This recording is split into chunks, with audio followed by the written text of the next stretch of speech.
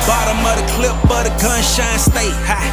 What them boys still voting in that way. Big plate, get it for the 18 if you straight. Get cake and stop hating, it's the motto of the state.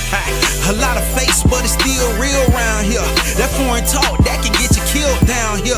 Niggas better learn the lingo, cause they'll be looking for you in that water finding Nemo. See, Palm Beach County be the craziest. Them Broward County niggas be the craziest. And them Dade County niggas be the wildest. Shout out to Belle Glaze and my niggas at Fort Myers. Salute to all my Florida boys out here on the grind. When niggas out here getting dough with that snow and the sunshine. Ducking 9, waiting at the port to bring in that order. Cause niggas like depend on what come across that water. Welcome to South. I was born in the South, raised in the South. A Dade County nigga that was made in the South.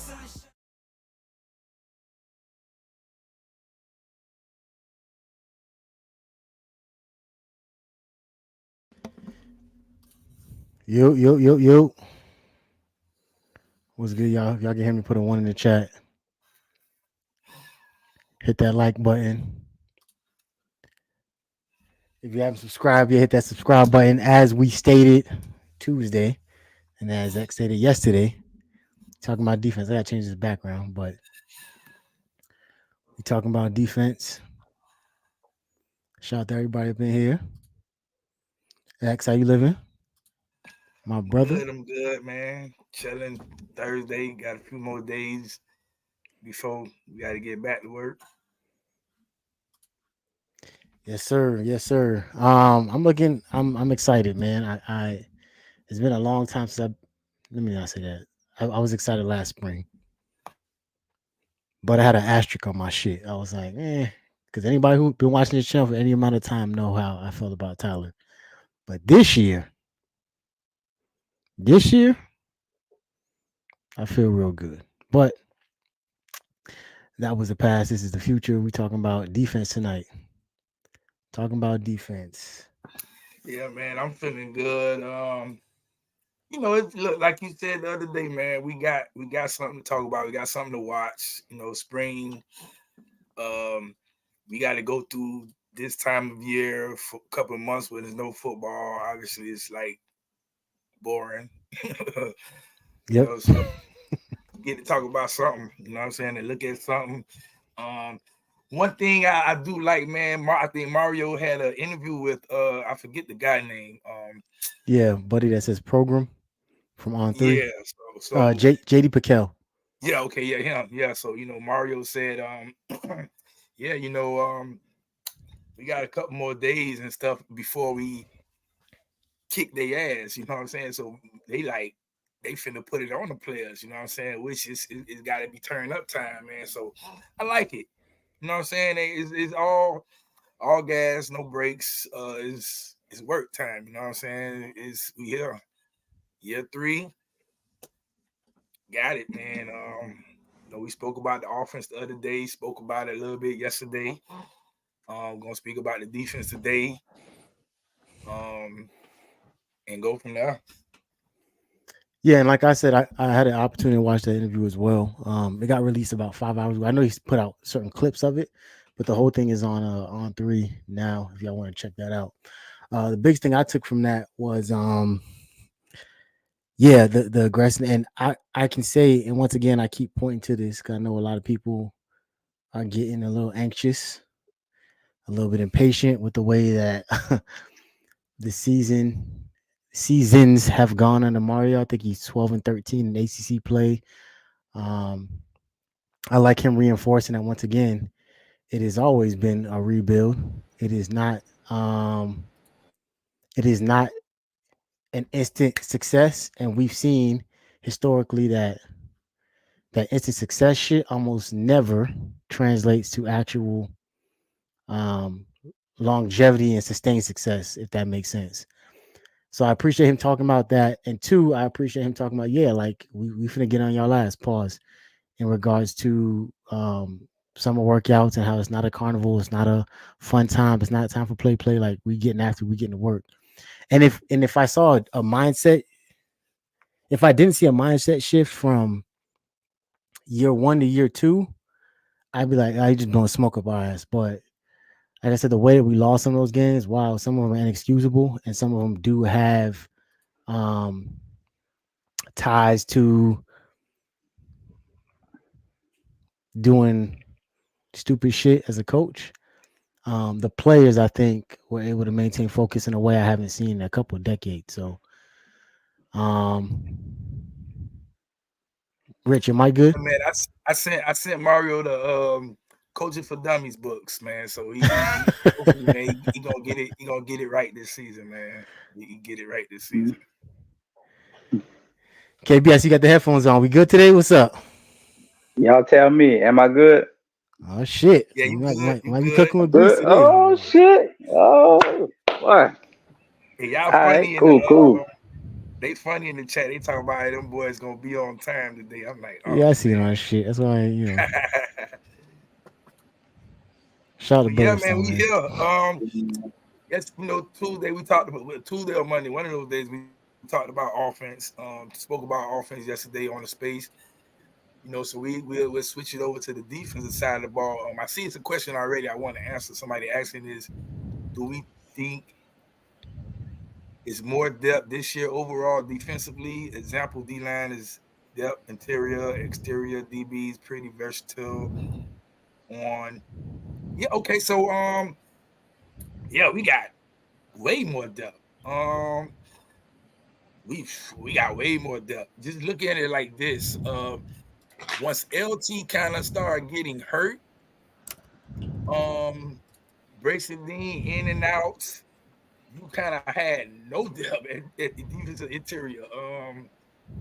You only had Thomas Gore, Harrison Hunt, Dean in and out. I'm trying to see who else do we have on the interior. Your boy, man, 55, Your man. boy Liechtenstein. Go Liechtenstein, ahead, man. say it, bro. Don't do that, Ed. The only player I've ever seen change his number mid-game. I don't want to bring Well, up we that had guy name, man. we had Moten, it just wasn't a contributor really. Okay, yeah, Right. Moten, he didn't really play much. So yeah, we ain't have no depth, and then you lose Najee Kelly, you lose Mesidor.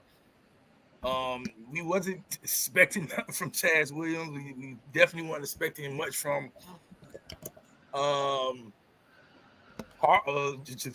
Harvey. You know what I'm saying? And so you got Bain, and then you got to put in Wayne. So it's like, yeah, we definitely got way more depth this season. I think the lack of depth, maybe just it might be in the secondary. I'm thinking we still got depth there. But as far as we ain't got no game changers in the secondary, that's about it. You know what I'm saying? We don't got no We got Cam. bodies. I We disagree, got but bodies. I'll let Rich. Which if you ready, Rich? I'm ready. I'm ready. Okay. Um, What's your take on this? so do we have more depth this year overall? Man, yes. We absolutely do. And we forget about some of those guys that were class of 2023 guys. The kid from North Carolina who's 6 foot Horton. 6'5". Yeah, Josh Horton. Yeah, you got that kid. How about Buddy who squatted 705 pounds the other day from Memphis? Marley Marty Cook. Cook, Marty Cook. You got a lot. CJ Clark. You got a lot more depth at the D line for sure, which we needed. Are those pieces going to work? We don't know, but we know we can rotate a lot of guys. And then we got a lot of depth at safety and corner. I would say not enough elite depth, but we got depth. So I think we're going to be good there. I think it's not really going to be much of a drop off in terms of coaching in the secondary too. It's just going to be, of course, who's going to be your replacements for James and Cam, and who's going to take over that leadership role, because a lot of depth, but who's going to be your standout guys outside of Kiko and some other veterans that are coming back, Bain, Mesidor, who else is going to be stepping up this year? And Porter, Porter's And been Porter. real good for us. He don't get talked about a lot. I don't know why. That's what I was going to push back on when you said we don't got no. But we'll get to that when we get to defensive. Okay, so we'll get to I'm defensive looking at it back. like this. When you okay, so Manny, when you say game changer, I'm talking about to change the game. Like Cam Kinchens to change the game. You know what I'm saying? Right. James Williams had his moments where he could change the game. Right. In the secondary, now I'm looking like, okay, who is going to be that guy? But you are tracking that this man didn't give up a single touchdown all season last year, right? Yeah. Oh no, he's solid. You know what I'm saying? So Porter? okay, so now look at it like this. What happens if a team just basically say we're not gonna throw the ball to Derek Porter's side? I mean, good. And then they throwing it all over the other field and everything else. So now you're saying he ain't really a game changer, but we know they're not testing him. If I cut off a quarter of the field, right? We would split the field into quarters. That is phenomenal. That tells me as a defensive coordinator, I can now educate resources to another part of the field. That means I can send blitzes from that side. I can, which is depending on the quarterback, might be his blind side. I can put Porter in this particular position, and we seen Gidry get exotic, and we know he loves the blitz. That's what I want to happen. The same way we were talking about offense, like I want to see that creativity. If that's the case, and you say, okay, cool, he's not on that side of the field, then here's another thing. Dale Porter getting ready for the draft. We can show his versatility. What's wrong with switching boundary corners? What's wrong with putting what's my man name? Brown. What's wrong with putting Brown on that side of the boundary and moving Porter or having a guy like Porter follow the best receiver? Like, I'm completely okay with that. No, that can happen. Plus, because of Porter's size, you want him to be very good at that nickel corner position, because that's where he's gonna shine the most in the league, purely because of size. But also what I want to know from that secondary is you had the past 2 seasons, Cam Kinchens, as a DB. He had six interceptions 2 years ago. Last year, he had 5 interceptions. I mean, that's a lot of production. Who's going to be that ball hawk back there? So can Porter take what he did well and then add 3 to 4 interceptions this year along with it? Before we go there, because I want to do this in order. KB, you had something to say? I want to get your thought off, and then we'll actually start from the defensive front. Yeah, I'm not going to give too much so we can go down the line. I just want to say, yeah, I agree with everybody else. And I also agree with X about DB might be the only spot where we're lacking as far as depth. We saw it last year and it hurt us. This year we're a little bit deeper, we hope. A lot of it just depends on versatility. You know what I'm saying? So, yeah, I think that might be the only spot, but that's why we play the game, right? Jobs are there to be had. You know what I'm saying? Names are there to be made. So these guys got an opportunity, and that's all you can ask for. So, but we can run through it. All right, so let's get into it, man. Starting with the defensive front. Obviously, we have defensive ends. Defensive front. Yeah, so let's start with defensive ends. Probably the position I'm most excited about out of this whole team, personally, is those bookends, those rush ends, for pretty obvious reasons. But we'll actually start with KB. KB, what do you think about the defensive end position, and how do you project that? Right now, we're looking at what I'm looking at.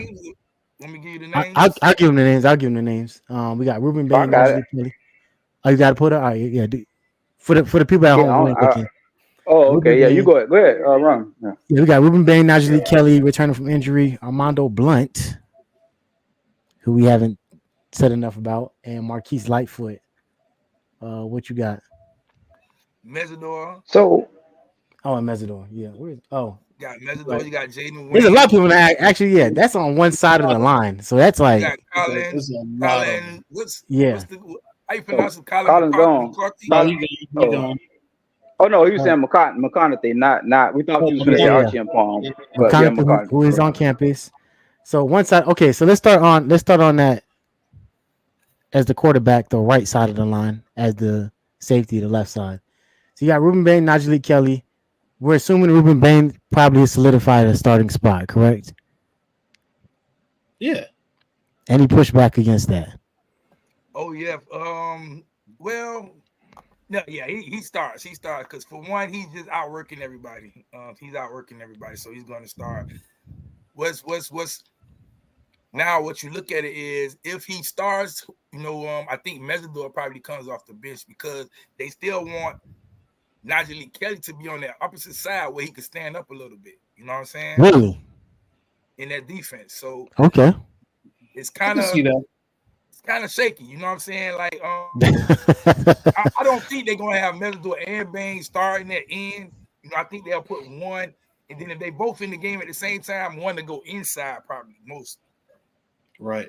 I can see You that. see what I'm saying? So they'll always try to at least keep that one athletic defensive end in the game. You know what I'm saying? So if you say Bain stars, then Kelly. All right. You know what I'm saying? You go with that, and then Mesidor, he's pushing the starting role. I mean, I'm not mad at it. You know what I'm saying? Because I'm good. On our projections, we have Mesidor at one bookend and Ruben Bain at the other, and Najee coming off the bench. Because I think this is a cash money year for Cash money Mesidor. for Kelly and Mesidor. I don't know about Kelly. I think Kelly hasn't done enough yet. I mean, he's a redshirt sophomore. First year he had like 4 sacks. Then he got hurt. Last year he got hurt. So this could be a money year for him. This could be a year where he could pop off. Say he goes 10, 11 sacks, and he's going to the league. He's skipping school. Man, I don't know. I think I'm gonna agree with Medi though a little bit because Mesidor did it at a different school. You sound a lot lower. Is that better or is it too low? It's good. Okay. I thought I turned that bitch down. I turned that bitch the other way. Yeah, I think that Mesidor doing it at a different school than coming here and really, really being off the chart when he was on the field. This is definitely his money year. Kelly needed more game film for sure. And it's not because he couldn't get on the field or nothing like that. It's just because of the injuries. But if he can stay healthy the whole entire year, then that might make a case for this being a money year for him too. What about you, I was gonna say I think what Medi was trying to say was this Mesidor's money year because it's his last year. He's got to go out and make that money. You know what I'm saying? Kelly still has time. I think that's what he was trying to say. Essentially, yeah. That's cool. I agree. I agree with that. You know what I'm saying? But I'm just looking at it like this. From the way Gilgy wants to run his defense, that's why I was saying, for sure. You'll have Bain on one side and then you'll have Kelly on one side because Mesidor is not going to stand up. He's not going to stand up or drop in coverage. He's not going to do that. He can't do that. I think he can stand up as a stand-up rush in, like a 3-4 linebacker. But yeah, Kelly is way. I don't know if he can do that because he's not that athletic. He's not. Kelly is way more suited to be someone who is going to drop back in coverage, maybe. And we saw that when he was healthy. Between him and Cyrus, they were trying to do it, and he was absolutely eating Cyrus up. So I agree. I think, yeah, Mesidor is more suited to be a rush end. Even this year, like maybe I'm tripping, but I'm watching the combine today, and I'm noticing that they got different segment now for the defensive linemen. So they got defensive linemen and linebackers, but now they got a segment wwhere it's almost like a stand-up rush 3-4 end in between defensive tackles and the linebackers. And so they have like a segment now. I think they're still testing. Let me pull it up. I think they're done for the day.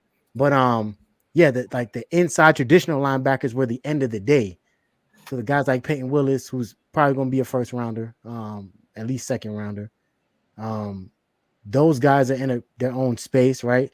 Him, Will Anderson, etc. And then you got the guys who can play that hybrid role that came before them. And then you got your more traditional edge rushers and then defensive tackles. So, yeah, the game is evolving. I think that's what I love about Guidry's defense is that it gives him opportunity. But yeah, Mesidor definitely is a traditional defensive end that has the ability. He's a tweener that can actually shift inside on a NASCAR package that can fill a gap maybe on a passing down. But drop back in coverage is not his forte at all. So definitely see that. And like we talked about when we hired Guidry, we wanted someone who can adjust and create guys multiple fronts, and that's what it looks like. So that's that end. So if y'all had to say, we definitely know Ruben Bain starting at one end. Who would you say is probably his backup, or who is fighting for a spot as his backup? Would you say Najalik? Najalik gonna be, I mean, so you guys saying basically it's Mesidor and Bain at the end. Well, we're saying that because we're all right collectively, because I think there's going to be situations where a third down and long, I don't want Mesidor. Maybe I don't want Mesidor on the outside. We could probably move him in with another defensive tackle that can hold that inside that gap, and then he can probably get up. And you have three rushers between him, Bain, and maybe another guy, and then you can drop a Kelly into like a spy or for more athletic quarterbacks. So there's a space for him to be that. And I think that's what is the beauty about this defense, is that there's no set rotation per se. But for the sake of spring, who do we think is gonna fight to get more snaps behind Bain is what I'm asking. Behind Bain, so you have dang, I keep forgetting the kid from Marshall, the transfer kid from Marshall. Elijah Austin. Elijah Austin, you have him. You have Jaden Wayne still. So for the first three, we'll just say Bain, Mesidor, and Kelly. They starters. I mean, okay. Granted, it's only two, but we'll just say those are starters. I could work with that. So for the backups, you have Elijah, you have Jaden Wayne, you have Mondo, Marcus Lightfoot, you have Who'd you say? Who'd you say, Rich? Mondo Blunt. Mardo Blunt, yeah. Do y'all see them getting like a lot of snaps this year? Nope. Between Armando and Lightfoot? I don't know. I gotta see when they Lightfoot will pass on. I gotta see when they get the pass on, but like when you speak with the coaches, they like, yeah. Blunt working. Blunt trying to get on that field right now. Lightfoot trying to get on that field right now. Colin, the Collins kid, he's trying to get on that field right now. So we'll see. I mean, at the end of the day, for spring, yeah, that everybody playing for spring. That, you know what I'm saying? This is what we talk about. We're not talking about fall camp right now. We talk about spring. So, like I said, this is why this is the group I'm the most excited about. Like I said, especially between Armando, Lightfoot, and Colin, because I think I said this. Colin was basically like the the Ruben Bain of Alabama. You know what I'm saying? In his senior year. So, just having him on campus early, having him in a position where he can start competing, I think is huge. But between KB and Rich, would y'all agree with that? Like that those guys are all going to probably get snaps at different points in the season? Yeah, I think so. I think you're going to see 6 or 7 DNs rotate. So that gives you an opportunity behind Bain. We know Bain, we know Mesidor, we know Najee, but outside of those three, you got Jaden Wayne, Elijah Austin, Armando Blount, Marquise Lightfoot, and then McConaughey. So that gives you 7 to 8 guys right there. And what's crazy, I see Pickett in the chat. That's the crazy part. You still Pickett ain't on campus yet. We talk about spring, people. Spring. We only talk about spring. We're not talking about fall camp. Only spring. What about you, KB? Yeah, I mean, spring, everybody get a chance to play. I personally thought that, I don't know. I personally felt that Najee, the reason I felt like Najee may be the guy to come off the bench because with Najee coming off, he's a natural pass rusher, right? So it's kind of like you coming in on third downs. You like a 6-man, so you come in. Your only responsibility is see ball, get ball. Like I know we like to have a guy that stands up. I kind of want to get rid of that shit or not use it so much because that's why like I felt like that's why last year you didn't feel Kelly's impact enough because it was too often times I saw him out there guarding somebody in the flat, and I was like, come on, man, like it was too much. You know what I'm saying? Like that's the guy I want to see. Just I understand he's athletic and all that stuff, but that's the guy I want to see. Just go get the goddamn quarterback. So I would rather him come off the bench and do that kind of stuff and have Mesidor start because Mesidor is just that damn good. I think we forget how good Mesidor is. You know what I'm saying? So. But I think all those young guys are gonna get some clock. They're gonna get some time. I especially Lightfoot. I've told y'all I really like Lightfoot. But I think like Rich was trying to explain, we're gonna rotate heavy. Gidget's defense likes to bring pressure, so there's gonna be room for everybody. Opportunity is gonna be there, man. It's just as long as the guys are producing, they're gonna get out there and play. And Gidget's defense, man, I like the way he coaches. So whatever he does, decide to be happy with. But everybody gonna have an opportunity to make a name for themselves, in my opinion. Okay. All right. So transitioning into defensive tackle because I was going to do side to side, but I think we kind of covered everything with that. Transitioning into defensive tackle. We have projected C.J. Clark and Jared Harrison Hunt as the starters. Would any of y'all push up back against that? Yeah, I would. The All-American Thomas Gore. Nah, just I was shocked to see he's still on the team. No, yeah. I definitely would push. I would definitely push against that. Right? You said who? You said C.J. Clark or you said Marley Cook? Who, me? You said Clark. You said Clark or Cook? No, Thomas Gore is still on the team. Oh yeah, I know he's on the team. But I said no. The two names you said first was Clark or was it Cook? Yeah. You said Clark, right? C.J. Clark and Jared Harrison Hunt. C.J. Clark. Yeah. Hunt. Okay, yeah, I push against that. I can go with I'm gonna push against that one for different reasons. I think so. So for me, I love Harrison Hunt. Don't get it wrong. Don't get me wrong. But I think Harrison Hunt played his best when we played that 3-down lineman. You know what I'm saying? And he was able to be that big edge. As far as being on the inside, it's kind of like this.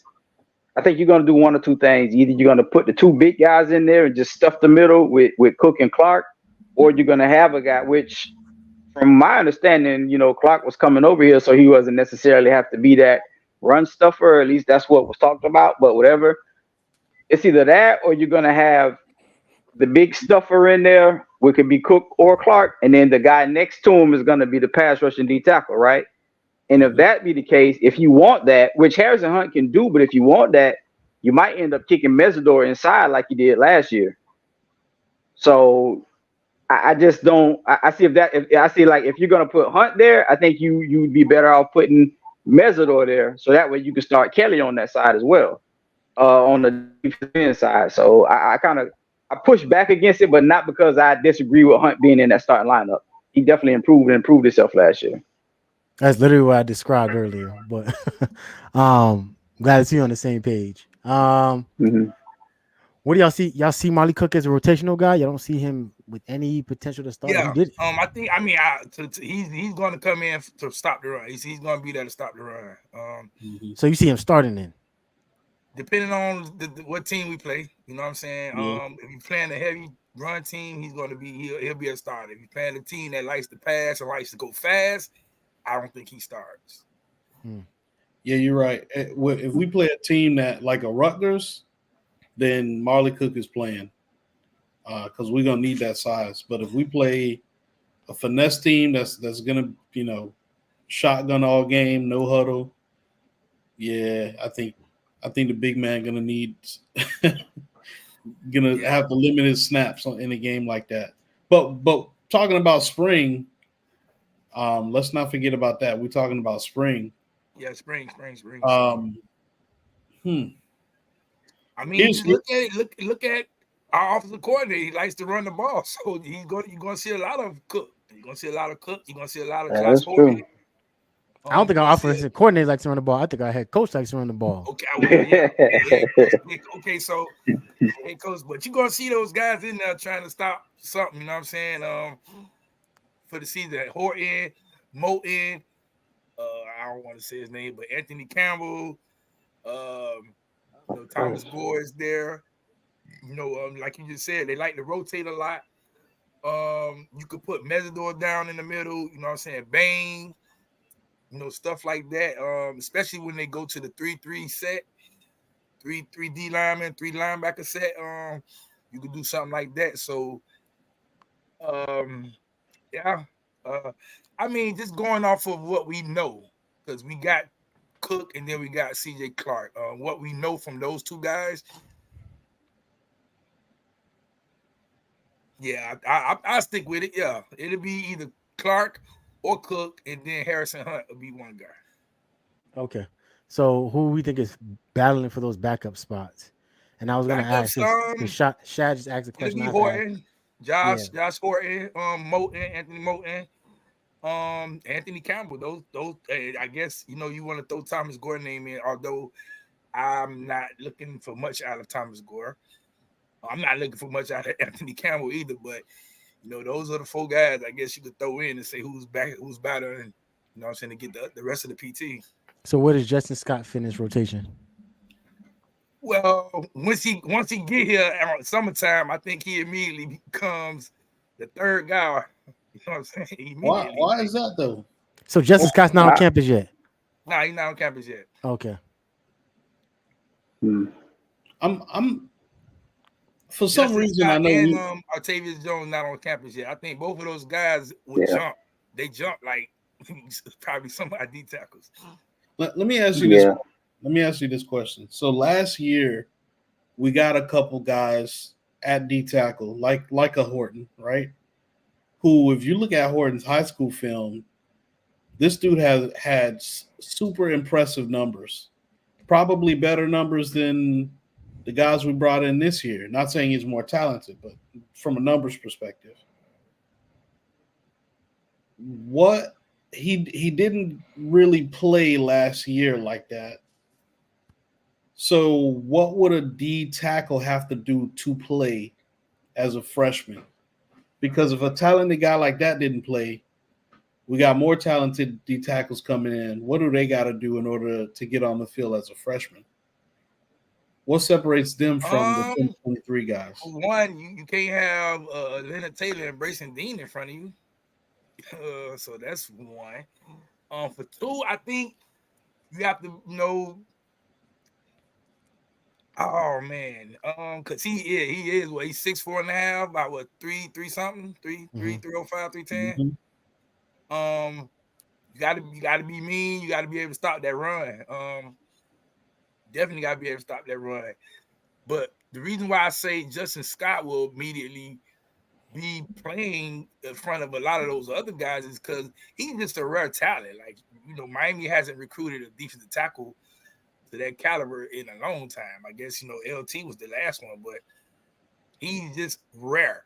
Now, it could be a scenario where maybe not this year, but maybe next year you have Josh Horton and Justin Scott being your 2 starting D tackles. Now you're saying, shit.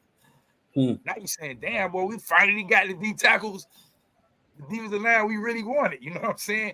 Right. That's Justin Scott, Josh Horton, Ruben Bain on one side, Jaden Wayne on the other side. You're looking at a D line like, oh shit, we finna kill somebody. You know what I'm saying? This is what we've been wanting for forever. So true. I think again, it's going to help. You know what I'm saying? Because one thing Mario did say, man, he's not just bringing in freshmen to come and just watch. You know what I'm saying? He's bringing in players to come in and play.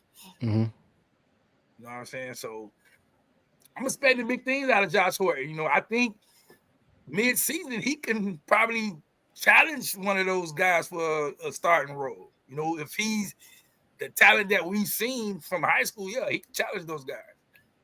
And normally I would think that was just like a bunch of, smoke and BS. But when I watched, when guys went down and you see Gidry figure out a way to use a guy like Jared Harrison Hunt and get him into that rotation and him be effective it goes to show you, like, competition is always happening at Green Tree, even though the fans may not feel like it or see it, like it's always happening. So yeah, if a freshman does come in and take your spot by summer, there's an opportunity to get it back, but you better understand that if you working, he working too, right? So you got to take this time in spring to kind of solidify it.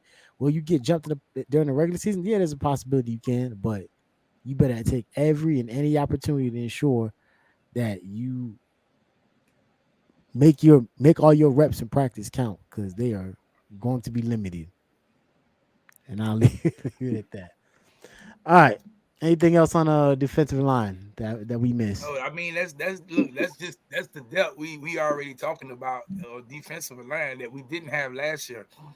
You know what I'm saying? And then if we even say let's go to the fall camp, now you bring in Justice Scott, Octavius Jones, you got Booker Pickett, now you got Rudolph. You start saying shit, man. We have a lot of depth now. You know what I'm saying? But even though having a lot of depth, the boys got to get out there and play. You know what I'm saying? Because we got some guys on the team who I still feel like ain't gonna be there at the spring. So. Oh no, there's a lot, and I think a lot of them are gonna be in that defensive line room. Like Jason Taylor gonna have some hard decisions and some hard conversations to have in the next coming. It ain't gonna be hard for Mario. Mario, like, hey, look, I love your time here, man, but it's time for you to go, man. It is what it is. All right, so let's transition to linebacker. Pretty much know this that the group that's gonna get tricky because Francisco's your starter, but he's not ready. He won't be available for spring. Yeah, I'm tracking that. So this is where it becomes an opportunity for all them young linebackers, that young group of pups that's growing into dogs, to really make their mark, right? And just from seeing a tiny flash from some of them last year, like shout out to my guy Marcellus Pulliam, shout out to Popo, in some cases shout out to Bobby on special teams. I think this is where the fans are gonna get a little bit more excited than they probably feel right at this moment. Yeah. So projected starters with Francisco out would be Wesley Bissant, and who would y'all say? So I say Chase. We're gonna go three. You're gonna pick three. You got to pick three because remember they do have a three-man rotation that plays. Okay. Okay. All right. So we got Wesley at what? Weak side. Wesley will be weak side. Chase I got Chase at Mike. in the middle. Chase at Yeah, I got Chase in the middle. Yeah. Is Chase healthy, X? If Chase is healthy, yeah. If he's healthy and he's what we know, yeah, I think he's a starter. But I mean, that's just if. I think Marcellus is probably going to be at the mic. Marcellus at the mic, and then you might have Popo. Yeah, Popo is strong. Yeah. I mean, I'm gonna keep it a buck. I think Popo and Marcellus is gonna play a lot. They're gonna play a lot. That's what we talked about, man. We talked about it ad nauseum on this channel, that Wesley needs to turn the corner from a physical standpoint. Wesley's gonna play. I a lot of people keep telling me, "Oh yeah, man, Wesley's gonna get passed up." I'm like, well, what do you mean passed up? Because we play three linebackers, right? Like you have two linebackers who's ready for the run, which will be Kinko and maybe Marcellus or Popo, and then you have one linebacker who could blitz and cover, which is Wesley. That's how they use the linebackers. So I mean, I'm trying to see like why they keep saying he's gonna get passed up. I think if Chase is fully healthy, then you start saying, "Oh, boy, Wesley, yeah, you better get it together because now Chase is fully healthy." Yeah, I think Chase play weak side.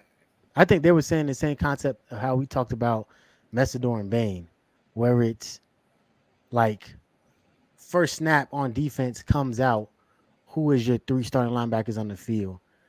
I have learned just from Mario's tactics to not put no weight on that shit, and he proved it by, if you looked at snap counts, just because a guy is on paper in the fans' eyes, because he don't put it on a depth chart, just because a person in fans' eyes is a starter doesn't necessarily mean that that person is going to get most of the snaps. You know what I'm saying? So I've stopped putting so much weight on that personally, but I can understand how the fans might feel like, oh yeah, well, if I'm doing if I'm looking at who comes out on the first snap, then the starter was, you know, hypothetically Chase and Kiko and maybe, Popo. So I think it's Look, you got we got some options for spring. Obviously Kinko's not there. We got Marcellus, Popo, Chase, Bobby Washington, Malik Bryant, Wesley. I said Chase, right? Mhm. Okay. I'm leaving somebody out. We got Darius Hayes, the true freshman. You got Cameron Pruitt, the other true freshman. Yeah. I know I'm leaving somebody out. I'm yeah, forgetting Wesley, something. Chase, Bobby, Pulliam. Oh, Darius Hayes, Francisco, Malik Bryant, Popo. Pruitt. Okay, yeah. So yeah. Shit. That's Cameron Pruitt ain't on campus yet, right? No, he's on campus. He's on campus. Oh, He's on well, campus. Cam That's Pruitt, yeah. how they think that. Somebody told me he finna start over Wesley. I was like, shut the hell Cameron up. Pruitt? Yeah. Oh, Man. a fan told you that, not like an actual reputable source. No. Definitely no coach. Nobody down there told me that. But he is looking good. He is looking good though. So again, so if you go with the 3, you just stay for spring. You got Wesley. I'm gonna say Marcellus. I'm gonna say Marcellus at Mike, and then I'm gonna say Popo. If that's the case, I want you to understand something, Max. That means Marcellus is further ahead than we think. That means he's been in his book because that means as the Mike, he gonna have to make calls. That means he's healthier than Chase, and that means because Wesley not making no calls. Let's be clear. Like, love Wesley, I really do, but he ain't calling shit on no defense. Marcellus is doing it as a true sophomore, which is I think Marcellus. I think he's ahead of the game. I think he's ahead of the game. and That's from what I seen, They granted in both garbage time, what I seen in that Boston College game showed me he got instincts, and that's the most important part about being a linebacker, in my opinion, over everything else. Instincts. If you can be instinctive in that position, the rest will and know everybody's assignments. The rest is easy. I agree. That's why I said that Chase was going to be a starter because of just having to know your playbook at Mike. You feel me? I mean, it's kind of the same thing as Corey Flagg last year. Having a veteran guy who's been around football, who understands schemes, stuff like that. So that's why I mentioned that. But if Pulliam's already there mentally, good for him. Shout out to him. Hey, I don't know if Chase plays Mike though. I don't think Chase plays Mike. no, he's a outside backer. Yeah, I think Chase is going to be a weak side. It's either weak or strong for Chase. Did we get a transfer from Oklahoma? Am I missing something? No, I don't No. He talking about the that was either Pulliam or Pruitt, somebody we took from Oklahoma that was committed. That's what he's talking A about. recruit. Okay, yeah, Cameron Pruitt. Yeah. Cameron Pruitt committed to Miami. He stayed with Miami. He talking about No, Caleb well, Spencer. then Spencer, that's who it is. Okay, He was from I knew Virginia it was Tech, a P in the name somewhere. Virginia. No, somebody we took from Oklahoma. Yeah, one of them kids we took from Oklahoma. I can't remember who. Spencer was committed to you. Right? Spencer was. He's from Virginia, but he committed to Oklahoma. He's not. He's a safety. That's what he's talking about. But I've heard rumblings that he's supposed to transition to maybe linebacker. Any truth to that, X? Shit, he should. He big as hell already. he about like 225. He almost pushing 230. He big as hell. Need to switch to linebacker. Has other schools already started their spring? Yeah, they started this week. Because I'm seeing a bunch of guys hopping in the transfer portal over the last couple of days. So I'm assuming they started this week. Some started this week, and then some schools go on spring break next week. So, but Miami starts next week, and then they go on spring break. And I see old Rhett just let go of a 6'8", 318-pound tackle. Not saying we need him, but Well, at SMU, he just hopped in the portal. yeah. I think Marcus that's Bryant. something. Yeah, I think so. I know. Yeah, something happened with that. It's not like they didn't want him. Something happened. Well, they like, Oh, okay. man, How we feel about the linebacker group compared to last year? Last year we was panicking and burning down I mean, yeah, we buildings in the panicked because street. all we knew we had was Corey Flagg and Wesley. You know what I'm saying? We didn't know Kinko was gonna be this good. Kinko turned out to be good. Wesley did his job. We got the guy from Louisville, KJ Cloud. He, started off like I wanted to kick his ass because he started off like you hated that man. and he got with the program. You know what I'm saying? So I would say the linebacker group last year was pretty good, man. The 4 guys who did play. So now you lose 2, KJ Cloud, and you lose Flag. So now you're looking at another 2 who's going to play. I'm thinking our linebacker group got better.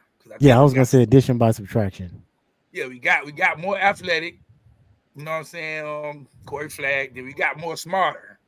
KJ Cloud. You know what I'm saying? Because he had some brain farts, and I'm like. But you know what's crazy? Someone like Corey Flag will fuck around and beat third team All SEC at Missouri. Yeah, I mean, if you put him in the right system and stuff, because he's a linebacker, he's naturally instinctive. He likes contact. He just don't have the. If you could give him what KJ Cloyd got, you'd have an awesome linebacker. Yeah, he don't have the size. If he had KJ Cloyd out there, he's an All-American. Yeah. Yeah. Now, actually, I might have to walk that back because what I didn't anticipate is him following Blake Baker to Missouri, and then Blake Baker being Blake Baker left to LSU. Yeah, I'm going to LSU. Y'all can hold that. Oh, damn, I didn't know that. Yeah, Blake Baker bailed on him for LSU, like 3 weeks left. Wait, didn't LSU fire him, or he left LSU the first time? When Kelly came in, he wasn't retained. So okay. They got a new coaching staff after last month. He was with Missouri. He wasn't with LSU. No, he was at. When he left here, he was at LSU. Yeah. He was at LSU. Yeah, when he left here, he went to LSU. He was the linebacker. Yeah, he was the linebacker coach. Then he went to go be the DC at Mizzou. Yeah, and now they just hired him as the DC at LSU. SEC crazy, man. So, I don't know if I would have took that job. I don't know. Anyway, LSU not lead the defense and tackles. Yeah. That was the only thing that held them back. If they had a defense last year, they probably won the national championship with Jaden. Yeah, because offense wasn't their issue. It was defense. Their defense was horrible. That's why I probably would have took that job. I don't know how long Kelly's going to be there. I don't know if I would have took that job, but if Kelly didn't leave for the Michigan job, then I think he's going to be there for a little bit. We'll see. We'll see how that plays out. That's my personal opinion. I just think that shit. I don't think that shit fits. But they won a bowl game, right? Did they? Yeah, I'm pretty sure they won a bowl game. I'm pretty sure it was against. What was their record? I think they won 10 with the bowl game. They went 10-4. They won 10. They won 10x. Yeah. Oh, okay. Maybe I'm tripping. Look it up real quick. I don't know. LSU. Yeah, after they lost artists. But yeah, so to go back to linebackers, we 2 names we not mentioning a lot. Everybody keep asking me, Malik Bryant and Bobby Washington. Yep. Damn. We had a question about that too. So again, like I say, you look at Gilgy defense. If Gilgy defense say, man, we're gonna do this 3-3, you know what I'm saying, up front, that's where Bobby and Malik will be able to come in and attack the quarterback. Man, there was a period last year where that's when what's name was going off. JH2. When we was running that 3-3-5 for a little bit, when injuries ravaged us. Oh my God, that defense was so nasty. Oh my God. He probably found his position there. That goes with if the offense can score some points, you know what I'm saying? You just got to think you're just going to have a whole lot of fun saying, man, we finna terrorize the quarterback because we scoring touchdowns. You know what I'm saying? And that means the opposing team got to pass the ball. So, yeah. Bobby Malik, man. Darius Hayes could be one. Pushing for the Mike position, the true freshman, man. They said he's outstanding out there so far. Oh, so he's on campus too. Yeah, he's on campus. He's on campus. Rich, this question: do you think Malik from your hood? So, do you think Malik will play edge this year, or you see him playing more linebacker? The thing with Malik is it's almost a blessing and a curse for him. He's one of those dudes who are so physically gifted that he might outgrow being a line. Like he's a kid who could probably be 240, 250 pounds when it's all said and done. So I think you got to let him play edge a little bit in certain packages because that might be his future anyway. But I'm also curious to see what he looks like after a year in college. What does he physically look like? So during the spring, we'll get to see what what he looks like after going through college diet, college workout regimen, and seeing if he's one of them kids who just tip the scale. He comes out 245 pounds, or does he come out slimmer? Does he come out 220? For him, 225 is slim, right? So, because we talking about Bobby Washington's 225, 230 from what we hear, right? So, imagine Malik, was already big. He was already 230 pounds when he came to Miami. So, I think he does. I mean, you probably do put him in to play edge. And it's probably because he might be that stand-up 3-4 type guy, or might be playing edge in that type of defense. So, well, and that's the thing. He wants to play. You know what I'm saying? So he's going to play whatever they want him to play. If it's to be the edge linebacker or to just be the weak side or strong side linebacker. Again, it depending on if we what defense we go into. If we go into this 3-3, then he'll probably most likely be like that edge defensive edge linebacker that could come off the edge and attack the quarterback. Which is that's his game. You know what I'm saying? That's his game. Him, Bobby game is they faster than the offensive lineman. So if they are being blocked by the offensive lineman, they're going to beat them because those guys are just so fast. You know what I'm saying? Bobby running the 4-3. Malik, he's a 4-5, 4-6 guy. So it's like, yeah, you don't got offensive linemen who could stand in front of them that long. You know what I'm saying? So, yeah. I do think that Bobby, his future projects more towards covering and being in space. So he's going to be, of course, a linebacker, but I can see him being 240 pounds and not really losing that type of – not really being slower than – which is not slow, but ever really being as slow as a 4.5. So, I mean, you want that type of speed out in space, that speed and size. What about you, KB? How do you project Malik this year? I think it comes down to I want to see Guidry's. I'm not going to ever question Guidry. Whatever Guidry do, I'm there. But I want to see him switch more defenses. You know what I'm saying? I know not a lot of coaches do it, but I would like to see the looks switch up more so you can put these guys in a more natural, like X is saying, you put them in a more natural state of being. Like, is Malik an edge or is he a linebacker? Well, if you run enough if you run enough 3-down lineman sets, then he can come in and be a rush linebacker. You know what I'm saying? And when you do that, that also bodes well for Harrison Hunt because he found his position. He's going to be a 3-4 defensive end in the league. You know what I'm saying? So you can switch it up. You can throw people off. I think you can get guys to a more natural state of how they play the game. So I don't even have a position for Malik right now.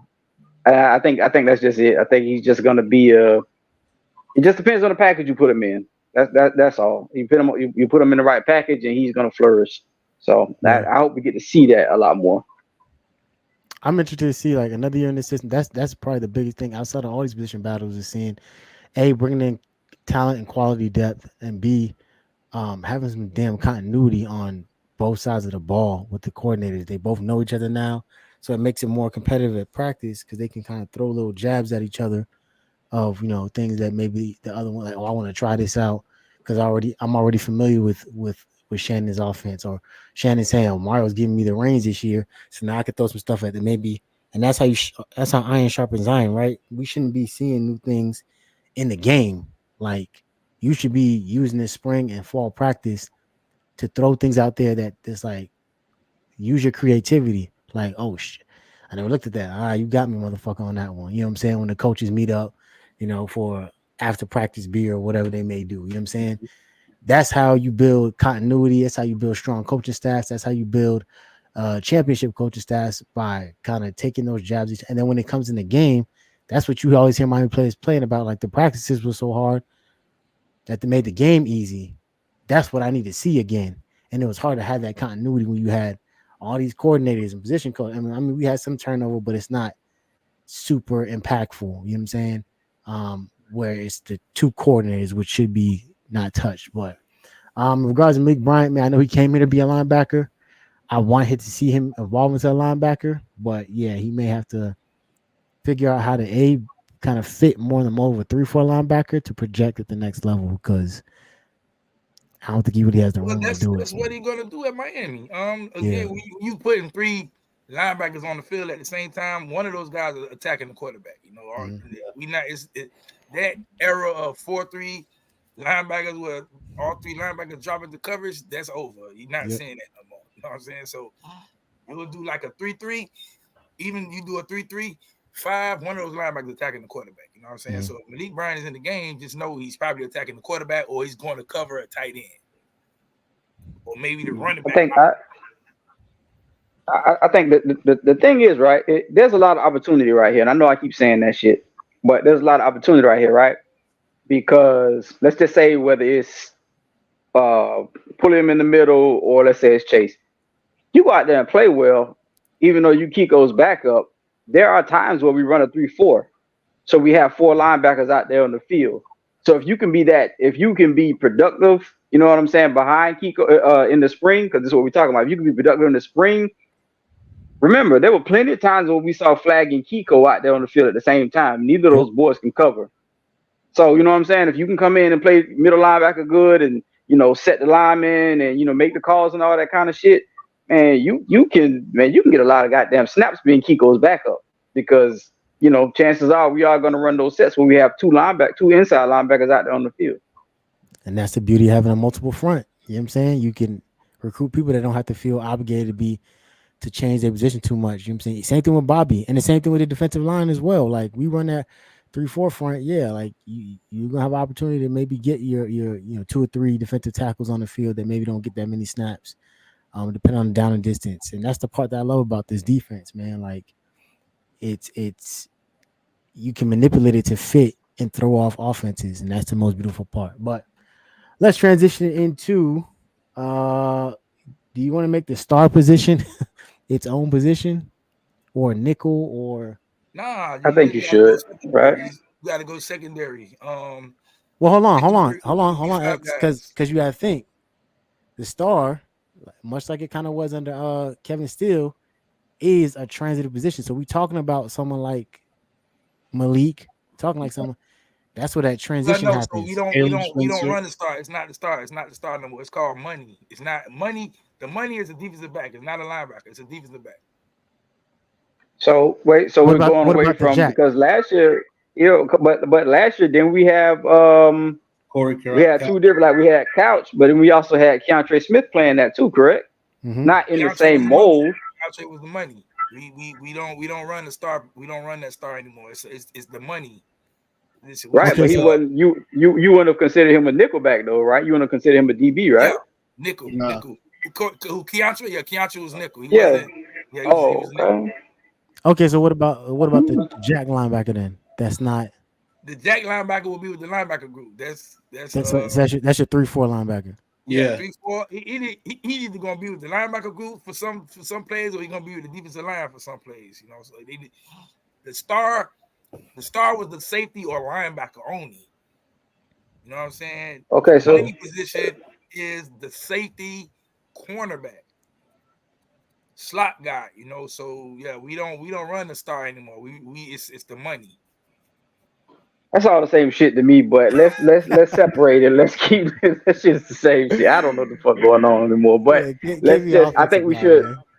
Yeah, let's break down the. No, I understand it, but it's to me it's the same shit, just a different name. You decide. I want a guy that can tackle or the guy that can cover or whatever. But I think we should let's separate the money position because I think we do want to know who's in line for those position X. So who's in line for the money position?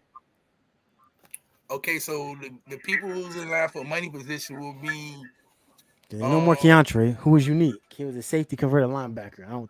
I think it'll have to be Caleb Spencer, right? Yeah, I don't know. Caleb Spencer got to get his coverage game up. Because here we got for that quote unquote star, we got Jadaius Richards as the starting star. You got Jadaius Richards, he'll be money because he could play either safety or the slot. Mm-hmm. Caleb Spencer.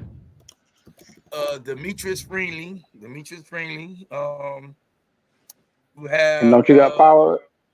Ain't Power gonna play that spot a little bit? Powell.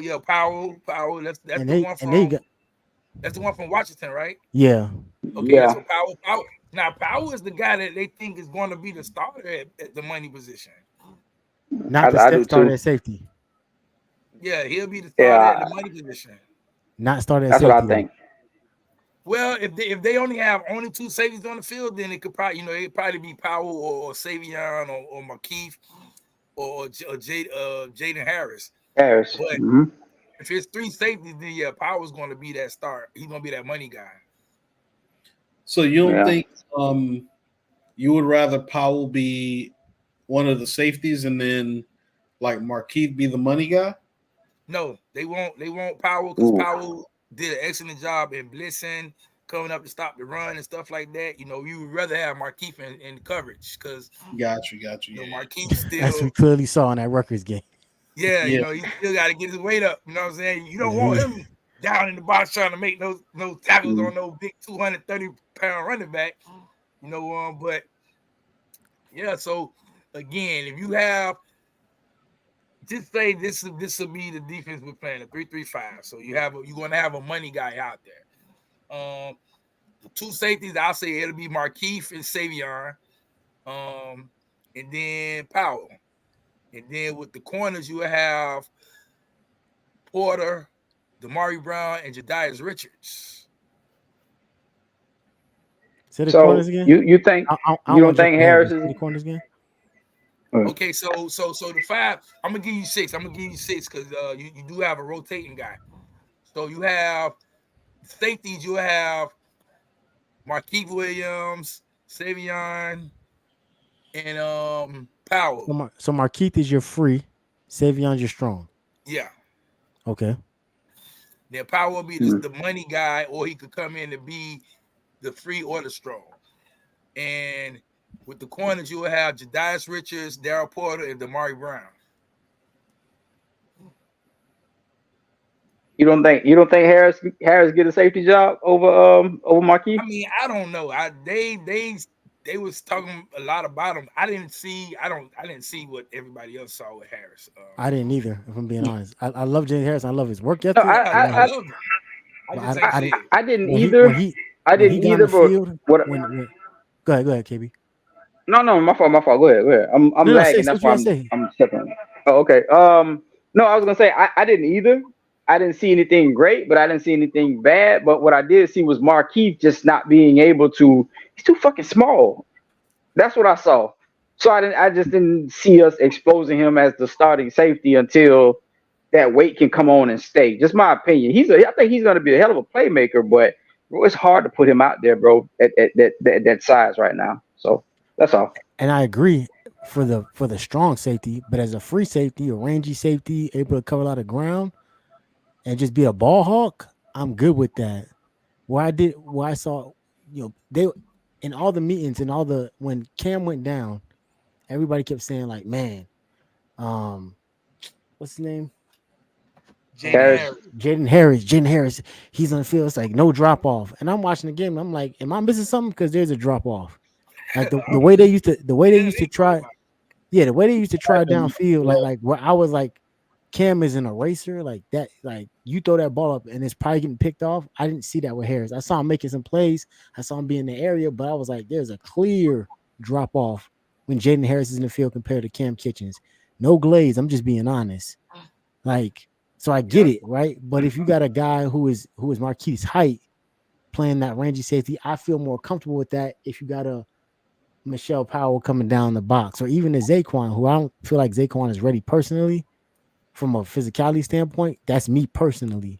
But from Zaquan is another name that could play that could play the money position. Yeah, and I was gonna ask you about that. Around the ball, he could cover the slot, stuff like that. So because here's how I look at it. If Jaden Harris was so good, why when Cam declared, why was Jaden Davis and Takori Couch moved to safety?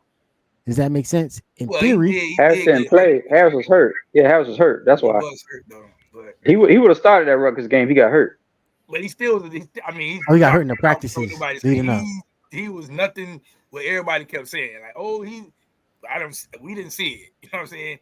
It's not one moment throughout the year that he got in the game. You said, oh boy, we got a gamer. You know what I'm saying? Mm-hmm. There was one moment where I saw him. He tracked the ball down. I thought he should have picked it off and he dropped the shit. And I was like, he should have. What he does add is he does add some elite speed back there. You know what I'm saying? So I don't know. I'm with y'all 100%. I didn't see I didn't see it. Like with Marquise, I could look at Marquise and say, oh, he just got to put on weight. He's around the ball. He's got to make the plays. I saw that from Marquise. I didn't see that from Harris, but I still just thought Harris might get that nod just because, man, he got to put some goddamn weight on, bro. That shit. You know, so the thing with Marquise was, now when Marquise started the Rutgers game, he was on every play. He just didn't make the tackle because he just wasn't big enough. But he was on every play. He has the instincts. He just does not every play. You know what I'm saying? He just got to get his weight up. You know what I'm saying? So I'm not, it is what it is. When you have a good defensive line, guess what? It makes the secondary better. That's the one thing I'm banking on big time. Mm-hmm. Absolutely. If the defensive line is going crazy, then the secondary should be good. You got Demetrius Freeney coming off. He'll be backing up. Zaquan Patterson. You got Brian Ballum. You got Stafford. We leaving somebody. The young legend, man, Isaiah Taylor, man. What you mean? Who? All right, man. Isaiah Taylor. And then okay, so transitioning back to the Dylan Day, Dylan Day? Dylan Day or Dylan Day? He's on campus? Dylan Day, yeah. Hold on. Dylan Day's on campus? Dylan Day is on campus. Isaiah Thomas is on campus, but I don't think he's going to do much. Isaiah Taylor, X. No. Thomas. I know you talk about Taylor, but I'm not expecting him to do anything for us. But I'm talking about Thomas, the other safety. Oh, I see him. Yeah, Isaiah Thomas. Okay, yeah. He's a true freshman. He's been hurt. You know what I'm saying? So already? Let me see. Well, remember he had 2 knee surgeries. So the one who was hurt in high school. Yeah, he was hurt in high school. So but he's on campus. He's on campus though. So. Okay, so for your rotation for money, you got basically Powell, Richard, or you got Richard playing boundary corner? I got Richard doing both, because he can just do it all. So yeah, he had moments. You got to pick one. He got blurred a little bit, but he had moments. Yeah. So basically, pick your secondary, X. So the starters, I would say, would be Darren Porter, Damari Brown, Jadias Richards. Those are the corners. Then for the safeties, it'll be Savion, Markeith, and Powell. You picked too many, didn't it? I mean, No, it'll be 5 guys on the field, but it's basically a 6-man rotation. Yeah, because he picked the Okay. The money. He picked the money. You know what I'm saying? And he said, and you saying Zaquan will rotate in as money, not as safety, just money. He can rotate at both. You know what I'm saying? He'll be playing strong in the money. Is there any truth to the rumor that Zaquan is learning how to be?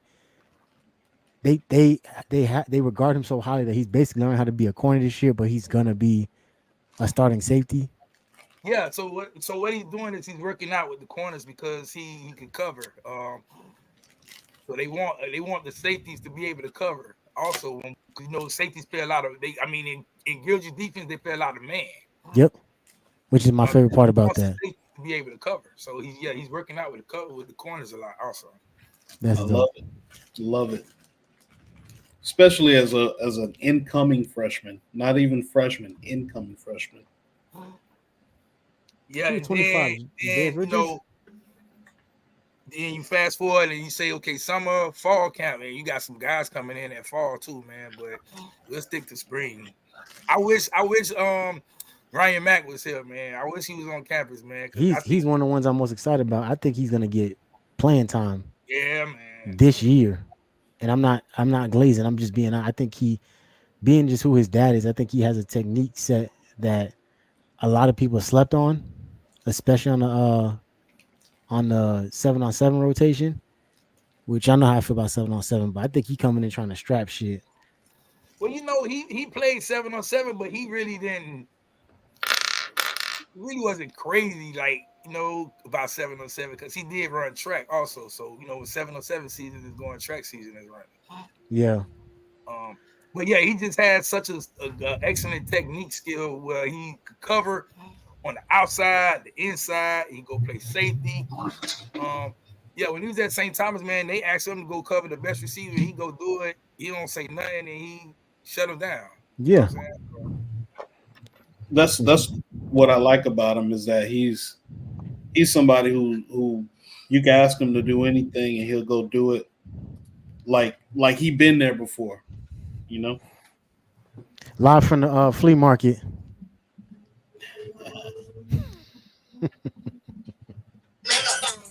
Live from Hayes Street, the Hayes Street flea market. Hayes Street. What's good, man? We got some good defensive battles, man. Yeah, we're looking at it. Oh man, you got defensive battles all over the board from D-line to secondary. I think where y'all at? We're in the secondary now. We're in the secondary now. Yeah. The secondary again.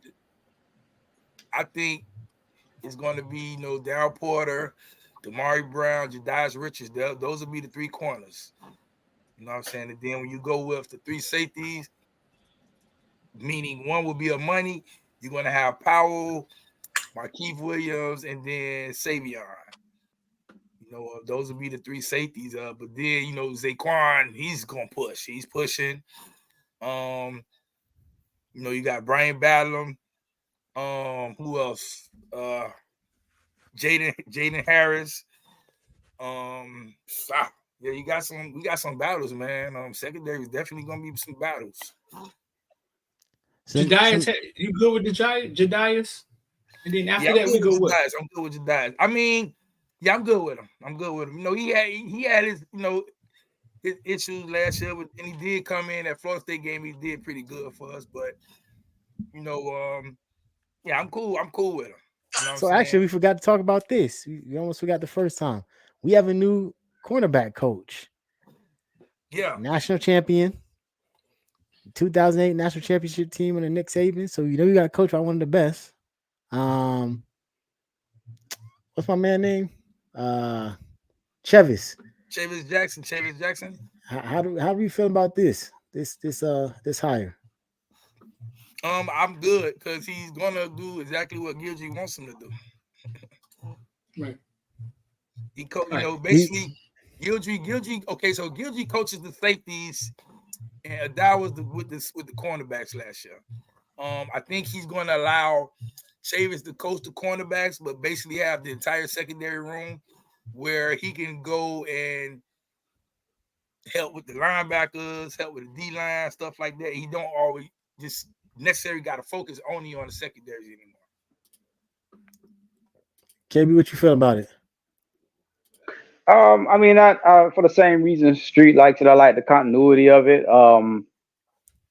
I know I've said it before. I'm gonna miss a die because I have a strong affinity for developers. Say whatever it is you want to say about a die, and you can say you ain't gonna miss them and shit. But one thing about it, I knew the corners was gonna develop under a die. Sometimes that doesn't always take place. But I'm happy because it's somebody that you're pairing Gidry with that he knows and is going to be familiar. So it's going to help the transition for the new people that's coming in and guys that are stepping up. So I'm cool with it. I ain't gonna hold you though. He had that secondary. He had them corners with some demons at Marshall. He had two demons. Yes, he had two demons on the boundary at Marshall. Oh, really? Yeah, that Marshall team that beat Notre Dame at Notre Dame. Yeah, they was out there snatching shit. Yeah, I mean, like Kyle said, I like it for the simple fact that my philosophy is that we have to get better at X's and O's and winning through coaching. I think the talent thing is we've always had the leg up on talent. So quick backstory: when this whole cornerback thing came, when a guy came up that he was leaving, I reached out and Chavis Jackson. We was the first to say Chavis Jackson. We was the first to say Chavis Jackson, to mention his name because when I reached out, my sources was just like, "Hey man, it's Chavis Jackson. That's his right hand man. They done did everything together. The kids go to Chuck E. Cheese together. They done rob banks together. They do everything together." He said, "That's his right hand man. He was the next to come here." You know what I'm saying? It was no doubt in their mind that that's what it was. And so right hand man means that now you got another guy in your defense that can help you install, that can get these younger guys on task. You got a guy that can take over when you're not there because he knows the philosophy, he knows what he's trying to do. And I think that's what we need to get better at. We need to get better at on the field, offensively and defensively, coaching processes and systems to go with the talent that we have always had and that's been underperforming. So I love the hire. I don't care about no big names. I don't care about winning no recruiting battles. I don't care about none of that. We got a bag of money and we got Mario, Cuban Coffee, who sleeps 3 hours a day. And that's our recruiting. I don't damn what position it is. Yeah. Like I said, I'm good with it. I've been watching this long enough to understand what bad development looks like and what good development looks like. And in this era of internet, you can just basically research any coach and see his track record and his resume and the guys he developed. Like I said, just from the player all the way to the coaching standpoint, there's not much that he's missing. Like I said, who he got his tutelage under as a player is arguably the greatest one that ever do it on the college football. Well, no, because he didn't play under Nick. He played under Les Miles. Oh, the Mad Hatter defense. Okay, I was thinking about he played with Les Miles. He got his tutelage under Corey Raymond. Yeah, even there, you know what I'm saying? Who Corey Raymond has put out countless NFL legends at the and just to leave Alabama to go to LSU to play under Corey Raymond is kind of, so you got that because people were screaming Corey Raymond had his issues at Florida and Billy Napier let him go. They were screaming for Corey Raymond. So Corey Raymond, he wanted to get up out of there. They didn't let him go. He wanted to leave. He was like, "Man, I ain't doing this shit no more." I don't blame him. Yeah, that's a damn cesspool at Florida State. He didn't agree. He didn't agree with. Corey Raymond didn't agree with nothing that that defensive coordinator was doing there at Florida. Yeah, and that dude is like 15 years younger than him. He was like, "Nah, man, this guy don't know what he doing. Nah, I'm finna get up out of there before they to tell my name up. Let me go back where I belong. Where'd he end up going? He went back to LSU. Back to LSU. Oh, on the Blake Baker, yeah, they might have something. Yeah, they might have some shit to talk about next year, boy. I ain't Yeah, gonna well, I hold say, you. yeah, LSU gonna have some. And look, And Blake Baker, who y'all hated as a linebacker coach here. well, he's a horrible linebacker recruiter. That's all we got. He's a horrible linebacker recruiter, but maybe he For can sure. coach. Maybe he can coach him, man. But it's gonna be an interesting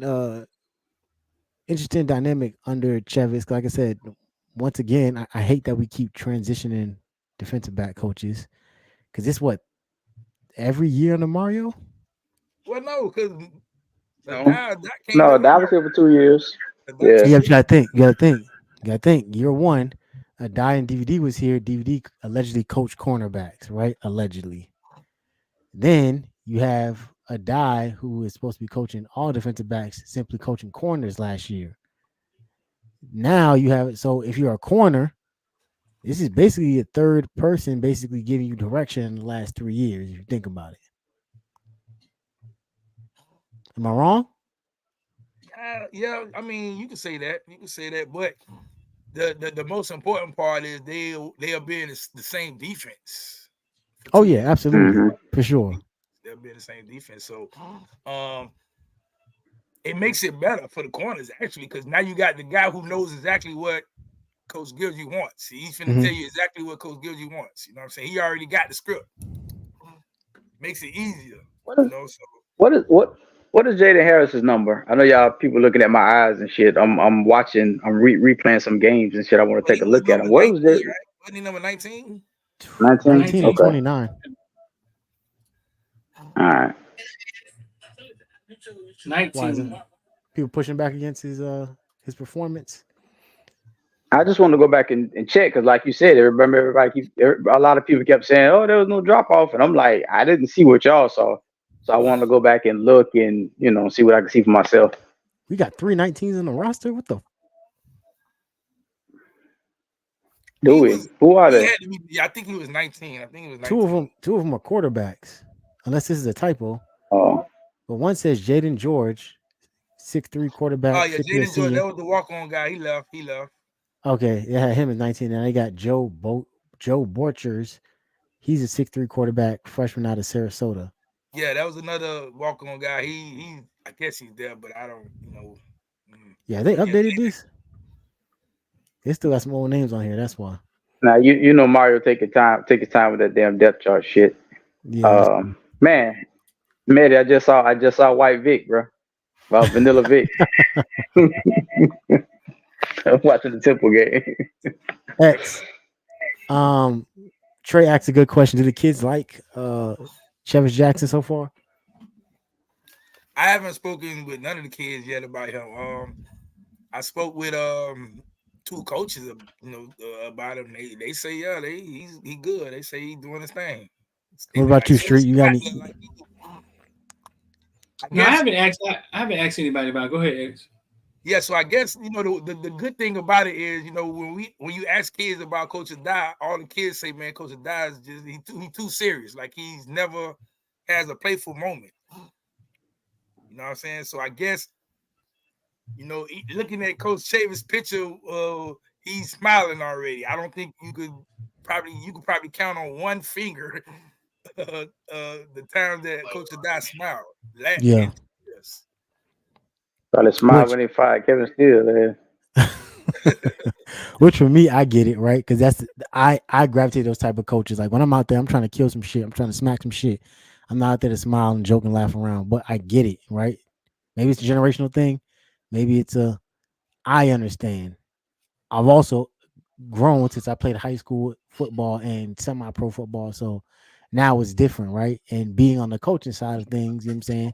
Granted, it's flag football, 7-on-7. Yeah, like there has to be moments where you're like, hey, man, good play. You know what I'm saying? Celebrate with a guy.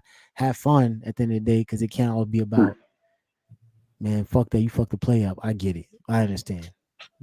But that's me now. So I heard he was hard on. I heard he was rough, bro. He never really smiled. And you talk to him all the time. Did he ever laugh? Nah, man. The man don't laugh. He's serious all the time. Like even Did you imagine, like, man? you know what I'm saying, the little conversations me and him that had, like, it's just like, damn, man, like, do you ever have some fun? I think the only fun he has in life was watching his son play high school football. That's the only thing. Other than that, that man is all. Oh, he got a son that's about to be in college. Well, I think he got one more year. He's at Columbus. Plays running back for them. Is he good? Well, he can cancel that Miami scholarship because he ain't coming now. But touche.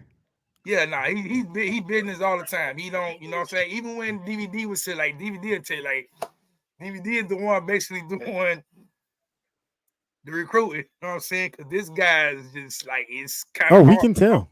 It's kind of hard to talk with him. You know what I'm saying? Because he's business. Oh, he's serious. And you know what? Maybe NFL is for him. Maybe that's the type of stuff they're looking for. That's gonna translate. You know what I'm saying? Get guys in his rooms, and I don't know, but hey, I probably more best, business. Man. But I would say, to go to the running back coach Mary, they like him. The running backs like him. So seems like he said, who's the linebacker coach? My man from Florida State. D. Nicholas. Man, come on now. One of the best linebacker coaches in college football. Man, that man is deep. It's two guys we gotta up their pay raise next year. And they both on the defensive side of the ball. Jason Taylor and Coach D. Nicholas. We gotta up their pay. You mean tell me all those threats to him leaving the NFL and him being AC recruited, they already didn't pay? Mark should have had him in the office day. I'm not sure. I didn't hear anything about a contract extent. Well, because he still got it. He's still under contract. But we still got Jason Taylor for another year. You know what I'm saying? We still gonna have Coach D. Nicholas for another year. Man, someone's going to back a Brinks truck up to his house. Shit, just for shits and giggles. They might back it up. You know how many colleges was trying to get Jason Taylor to come? Yeah, I said for shits and giggles, they might back it up to his sister house too. It is. Yeah, they was. It is about to be. They was trying to get Jason Taylor, man. But he stuck it out with us. Coach Nicholas, I think, and I'm gonna just keep it a buck. I could see a scenario where he gets the defensive coordinator job or he gets the position at Florida State. You know what I'm saying? I can see that too. I'm hoping Florida State keeps Randy Shannon, keep him. You know what I'm saying? So we can keep this guy. Yeah, if Randy doesn't have a similar, because that defense was doing their thing last year, and he's not even defensive coordinator. But if they have a situation where there's a drop off, which is that's the scary part about having to rely on so many transfer portals. You don't know the development caliber of the guy you're getting. You just watch film. You don't know how many plays he was doing on his own because of instinct. You don't know if he was coached that. You don't know a lot of that stuff. So, but they fall off. I can see a situation where Randy Shannon is absolutely the scapegoat.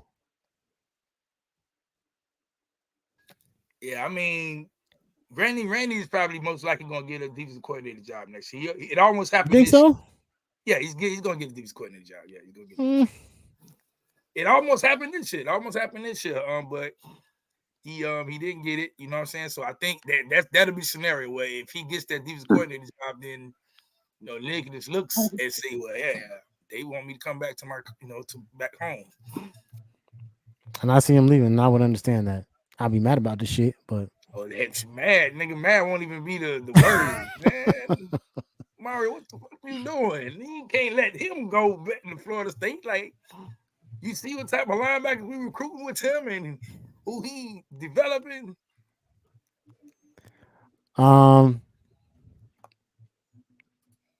We got a couple questions that we'll hit real quick.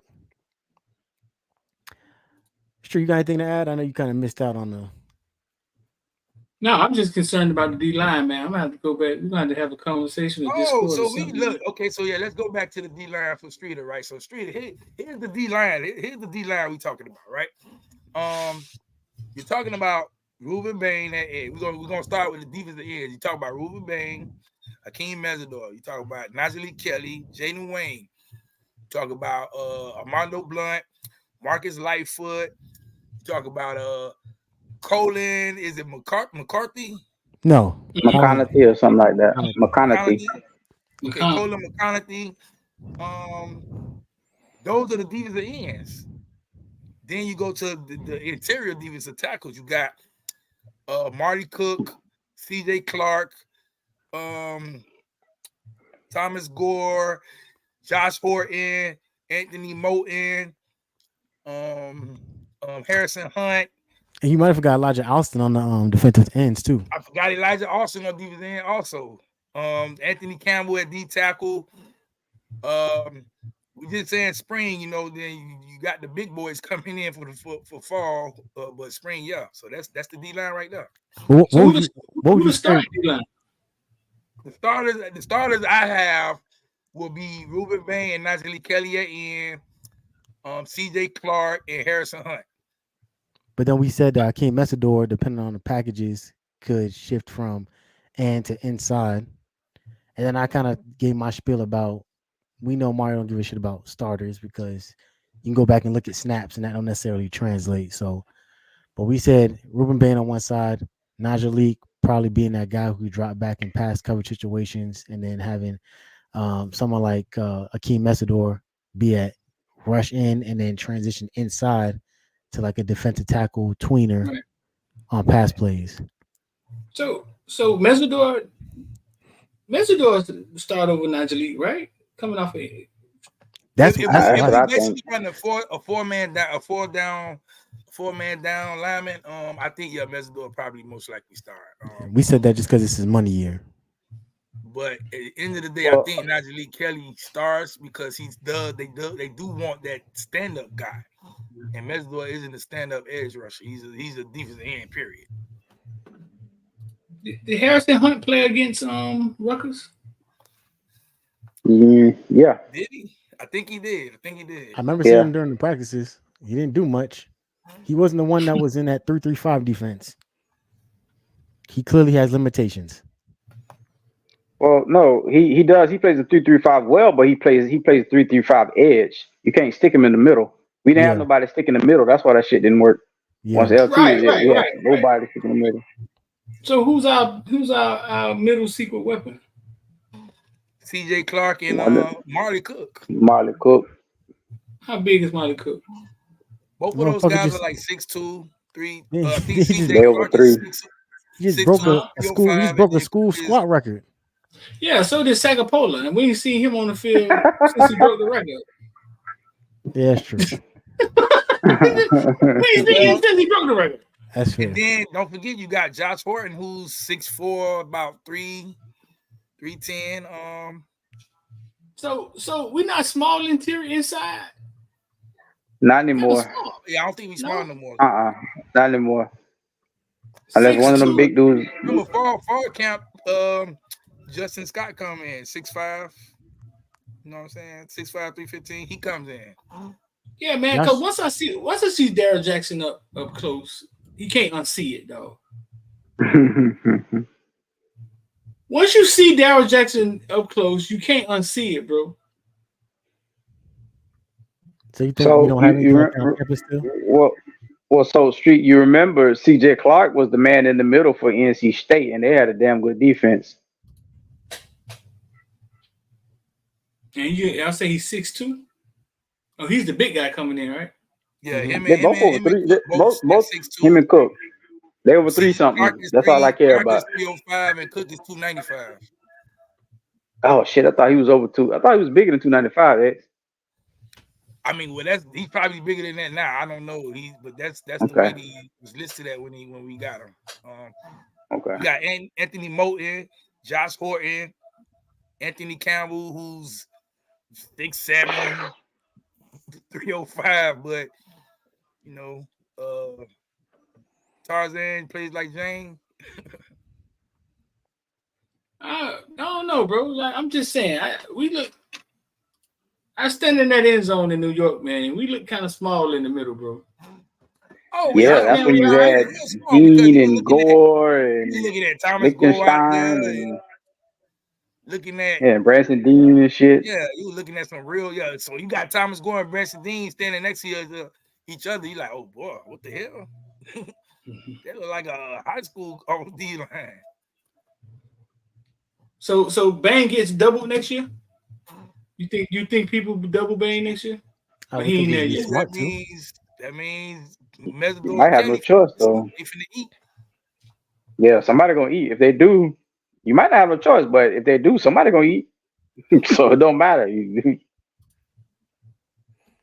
that's kind of what we talked about. The beauty in Guidry's defense is that, and having another year returning under the system, is that you can start being creative and expose multiple fronts. Like what I said I want to see from spring is if Shannon is truly getting the reins to the offense, I want to see them throwing them jabs and having those wars in practice. You know what I'm saying? And then you go laugh about it over a beer after practice for the day. You know what I'm saying? Like I want to see that opportunity for them to kind of really, you got me, motherfucker, today, but I'm on your ass tomorrow. That's what I want to see in theory, and that's where you have like a bevy of defensive talent that you can just really just throw out there and have them, and it makes Cam think. I don't think Cam has ever seen this many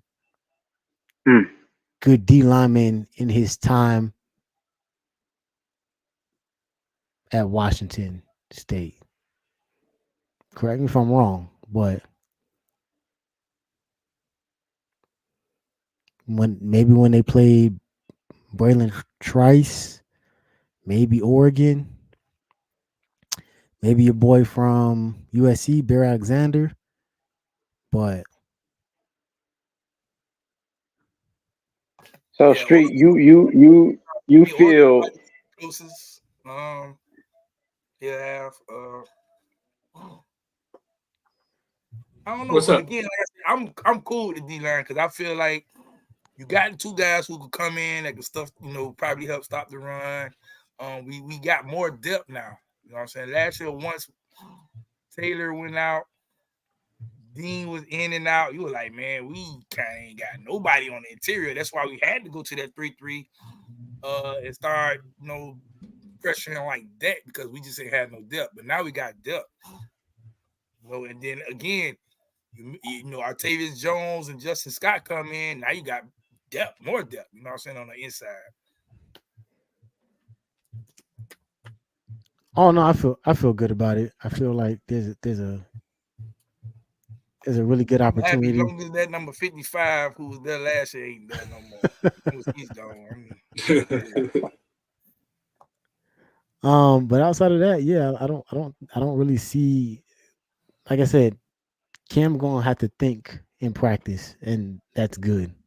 I don't want practice to be easy. I don't want to hear about him going out there and shredding our defense for 240. You know what I'm saying? In just a half of football, because that's gonna spell that the defensive line is not doing a good enough job getting penetration. Our offensive line is elite, but our secondary is fucking up. So, I would like to see a situation where, yeah, we see some days where we hear he's struggling. He threw a pick or two. You know what I'm saying? Like we heard about those days under Tyler Van Dyke, and I got concerned, but we kind of looked past it as a team. Like, oh yeah, they're going back and forth. It's good. But if I don't hear about that, if I hear them, he's just out there just shredding Guidry defense. Either we about to be one of the best offenses in America, and our defense is gonna be dog shit, or I don't know. I don't know, man. I think the only quarterback who, when we went to practice and we seen like, shit, boy, if this motherfucker do this during the game, we ain't losing. Derek King, when Derek King got there, Derek King. I don't think he had a bad pass or a drop pass or nothing. I was like, boy, this nigga's like that. He's going undefeated. How good was our defense this year? I know that year, Derek King was shredding them up in practice. Were they good? Nah, No. they wasn't that. No, that was the year when we almost got 1,000 yards put on us by North Carolina. So yep, you're right. Mm-hmm. Man, he made it look so easy, dog. So easy. It was like everything he did. It was like damn, my office is really good. I was like, boy, we got us. We there, man. But And think about it. Now he coached quarterbacks at SMU. And got me on playing Michigan. he's coaching with the coach Leslie now. All right, real quick. Oh, he's not playing in that league anymore. Nah, No. he coaching now. Real quick, Street, since you were here, did you watch LT's performance today? Yeah. What was your thoughts on that?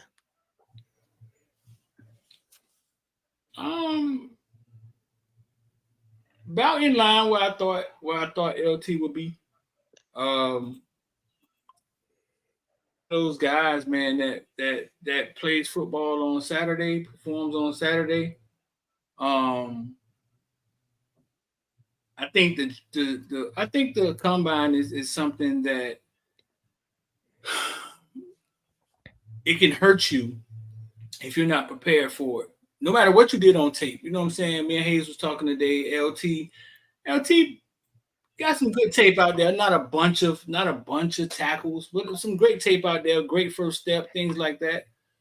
But I just think LT is one of those guys, man, that I think things like the NIL, right? Things like the NIL, he's one of the guys that it'll derail. Like it kind of derailed. Like LT turned into a model on Instagram. Like he looked like he was modeling high-end clothes or something. I didn't see his bench press. I don't think he did bench press. The 40 time, yeah, whatever. You know what I'm saying? He's a big man running 40. But I just believe, man, it's about what I thought LT would go out there and do. KB, what about you? Did you watch? I didn't watch it, but I don't care about the combine. I really don't. All those numbers and all that stuff. Let me go look at your tape and see what's going on. I don't. I saw the group we talking about the 40 time, but I'm like, bro, when is a D tackle gonna get into a full sprint, bro? I don't care about that. Like if he got a good first step, that's great. I don't give a damn about his 40 times, so I'm not a combine guy. Okay. What about you, X? Yeah, I watched it. Yeah, he's a D tackle. I mean, shit. I don't expect a D tackle to run no 4.5. And even if they do run a 4.5, they getting blocked. So they say height. You know what I'm saying? So a 4.5 Right. ain't the same as. You know what I'm saying? So he you know the one thing I will say, man, I think knowing LT for a couple years, man, from high school to college, I think he sometimes you have to get him motivated. You know what I'm saying? You got a person to get him motivated. I don't think he was motivated for the combine. Just looking at his facial expression, look like he just was just like, I'm here. They gonna pick me up anyway. And so I think you just got to get him motivated. I think he'll be motivated once he start hearing names called, and if they don't call his name, then he's gonna say, "Oh, okay, yeah, all right. Let me show y'all that y'all messed up." That's fair. Yeah. We got something in the works with him. But we'll keep that on hold until later date. All right, next thing, Street. Everybody talking about James. What James gonna run tomorrow? I mean, well, first of all, man, shout out to Dallas Turner dad, man. Dallas Turner dad told me he was going to run a goddamn 4.4, bro. And I was like, what? You say, man, he going to run 4.4. I say, no. I knew he was going to run a 4.4, 4.5 too, because Dallas Turner is an athlete. He is the supreme athlete. Man, he had false steps and all in there, bro. Like, it wasn't even a straight line he ran in. For James. Then he jumped the, what it was, 40 inch vertical? Yeah, he got a 40-inch vertical. Yeah. Oh, my God. That's an athlete. Fucking specimen. That's what it is. Oh, man. He looked like he put on muscles on top of muscles these last 3 months, too. But James, what would James run? What James going to run? X4.5? Yeah, 4.5, 4.6. 4.5. What does he have to run, though? Like, what James got to run to 4.5. If anything past 4.5 and like a low, it got to be a low 4.6. Then we, they start looking at. But yeah, I think James runs a 4.5. That's what remember Highsmith. That's what Highsmith was saying that he'll be a hell of a defensive end, but he's gonna go out there and run a 4.6. He said that 2 years ago. Is it possible James is faster than we think he is? Yeah, James is faster than we think. Look at the interception he caught, man. James, I'm not doing Interception, that. I'm not doing that. Everybody else is doing that in the group. Me, I'm not doing it. I refuse. what, the interception? We are not going to sit here and translate straight line speed unblocked to. I get it. It was athleticism on display, absolutely. But we're not talking about. It's not like he caught that on the sideline and just bucked for 60 yards. You know what I'm saying? There were blockers out in front. There was stuff like that. Like he was athletic, and he didn't even take it to the crib. We're not doing that. I'll give him. I think James will hit the. I think he hit a 4.5, and then he's working out with the DBs this week. So yeah, which was surprising to me. I said this in the group. Me, I'll stand by it. I think he runs a low 4.7, a high 4.6. Oh shit! Damn, Eddie. Yeah. God Why damn. are you working out with the DBs? you say what? Why is he working out with the DBs? Someone couldn't sell him on being a linebacker. Because that's where he was. That's where they want him working out with the DBs. Like they watched him play linebacker, and they know like that's not his natural position. Really? Yeah, so he's gonna work out with the DBs. When he gets drafted, they'll have him playing the money star position in the NFL. He probably won't be just a straight safety. He'll be playing the money star position. Yeah, he just got to go to the right scheme that's going to maximize him. But I think what we tend to forget is like we can say a guy runs this, that, and the third, but we tend to forget that these guys, most of these guys, 99% of these guys got to be they train for the combine. So if he gets in there, he runs a 4.7, then that's a problem. You know what I'm saying? Because you've been training for the combine, so you should be able to. So I don't see him running a 4.7. Like you train for the combine to get a, you know what I'm saying, to get a better number and shit. So I also want to say for the record, I want James to prove me wrong. Like I want James to shut me the hell up. But from what he's done, I want him to prove me wrong. But I feel like I don't know. Maybe he goes out there, he runs the fastest damn 40 a day. Who knows? He uses his stride, he figures it out. Cool. I just don't think that he was ever in a technical position to do that. But I want him to prove me wrong. I really you don't think he was what? In a technical position to run straight line speed like that. Like that's not like did he run track at Heritage? Did he? Nah, I don't think so. Yeah, James ain't run track. He ain't run track. But James, I mean, again, James he's an athlete, he's athletic. He's clocked. In high school he clocked the 4.5 at camps. He was trained a lot of his youth football career by a track guy. Remember Darius X went to jail? Yeah. He was trained. Yeah, see that. Yeah, he was trained by a track guy like most of his football career. So maybe he got some technique in that we don't know about. And that's what I'm hoping to see. I just never seen it displayed on the field. But once again, I don't think those two things are synonymous. And like kind of like KB said, and like I've been saying, like I think we place way too much emphasis on this shit. But we understand that for the right price, you know what I'm saying? You like you kind of said earlier, 2 Street, you run the right for it. Like what's buddy name? Peyton Wilson is going first round, latest second from his performance today. Right. That dude out there ran a whole 4.4 as a linebacker. He is absolutely going first round. Like if you're not going first round, he's the first linebacker off the board. Maybe second after Will Anderson. I mean, so James what's my man name? The name y'all just said. Who? The dude who dad said Dallas Turner. Dallas Turner. So James never looked fast to you on the field, Mitty? He didn't look fast this last season. Oh. But it's because that interception return did he look like to me? Yeah, it's because It's because he finally realized, hey, I think Guidry. That's why I love Guidry so much. Is Guidry had a way of putting things in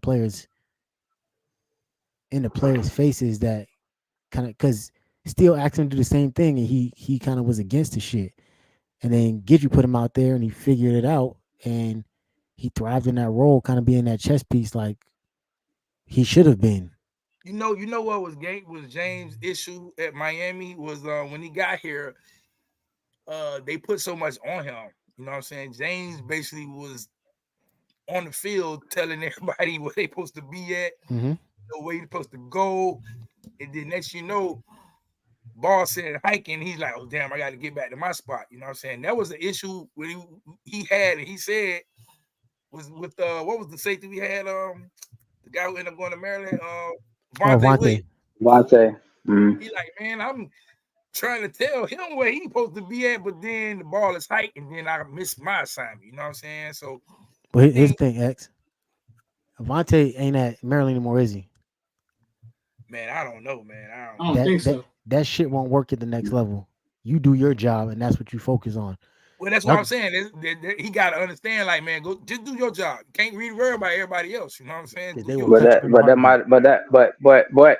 That is a part of your job, especially if you're a safety back there. You're a signal caller, so you do have to line people up and tell them where to go.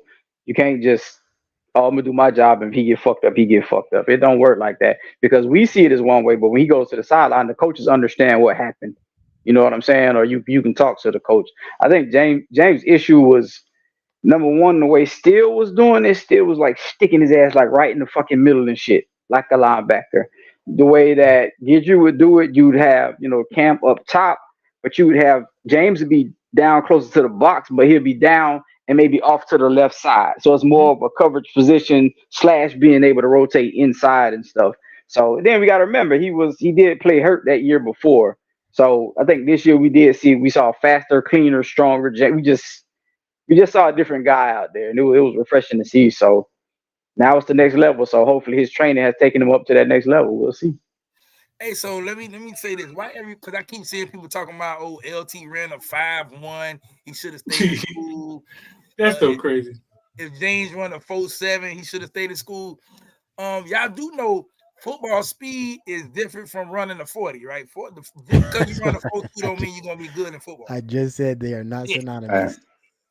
Damn, y'all gotta get that out your head. Just because you run a 4.4 don't mean you're gonna be good in football. It translates when you got them pads on and you got to go make a play. I take him. You know what I'm saying? All that. Oh, he runs a 4.2. Yeah, let me see what he do. What he gonna do when somebody coming at him? I also understand X that they probably looking at it from the perspective of if he stayed, he would have probably got developed better to run a better 40, which would have raised his stock. I get that too. Man, that's wrong. So, that's 100% wrong. I'm sorry. I agree. I'm just playing devil's advocate. He's going to run a better 40. Mm-hmm. No, right. That's 100% wrong. The best 40 you're going to run is right now. When you get this training from the trainers that are teaching you to run the 40, that's the only way you're going to get a faster 40. You don't get it coming back for another year of college. So, nah. I'm just playing devil's advocate. I understand both viewpoints where people are trying to make it, do I think you should play? Like I said, those two things are not synonymous. I said that at the beginning of this segment. Like, they're not synonymous. I know if you think I'm lying, go look at someone like John Ross. John Ross is like historically one of the fastest 40s to ever be recorded at the combine, and is an absolute. He has never been good as a receiver in the NFL. He's selling insurance now. Oh wow! Oh man, was he the one who got the island? Remember years ago, man, the Raiders drafted that fast receiver who came from, I think it was Maryland, right?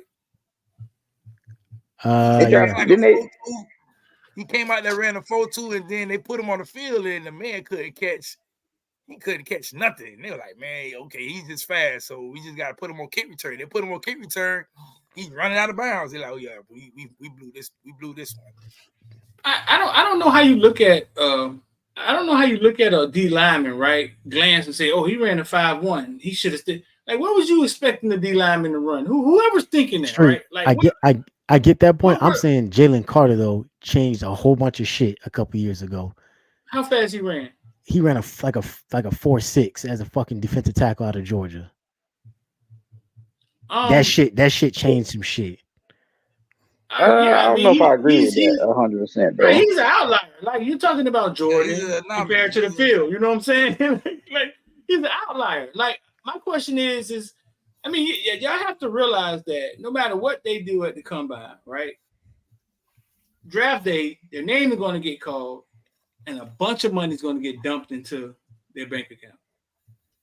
Whether it's second round, third round, fourth round, a bunch of money. Maybe his stock went down today, and maybe when they interview him, his stock going to go down some more.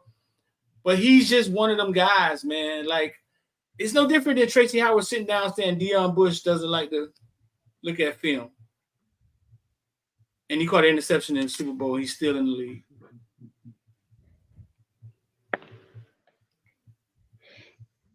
Like, it's go ahead. No, go ahead. Street, run it. No, I was just gonna say it's just football. Some people just play football. Like, some people just instinctive. They play football. They got their mama genes. I don't know what I'm saying. They just can play the game. Restrepo can play the game. On this day next year, Restrepo isn't going to look like the number one receiver in ACC.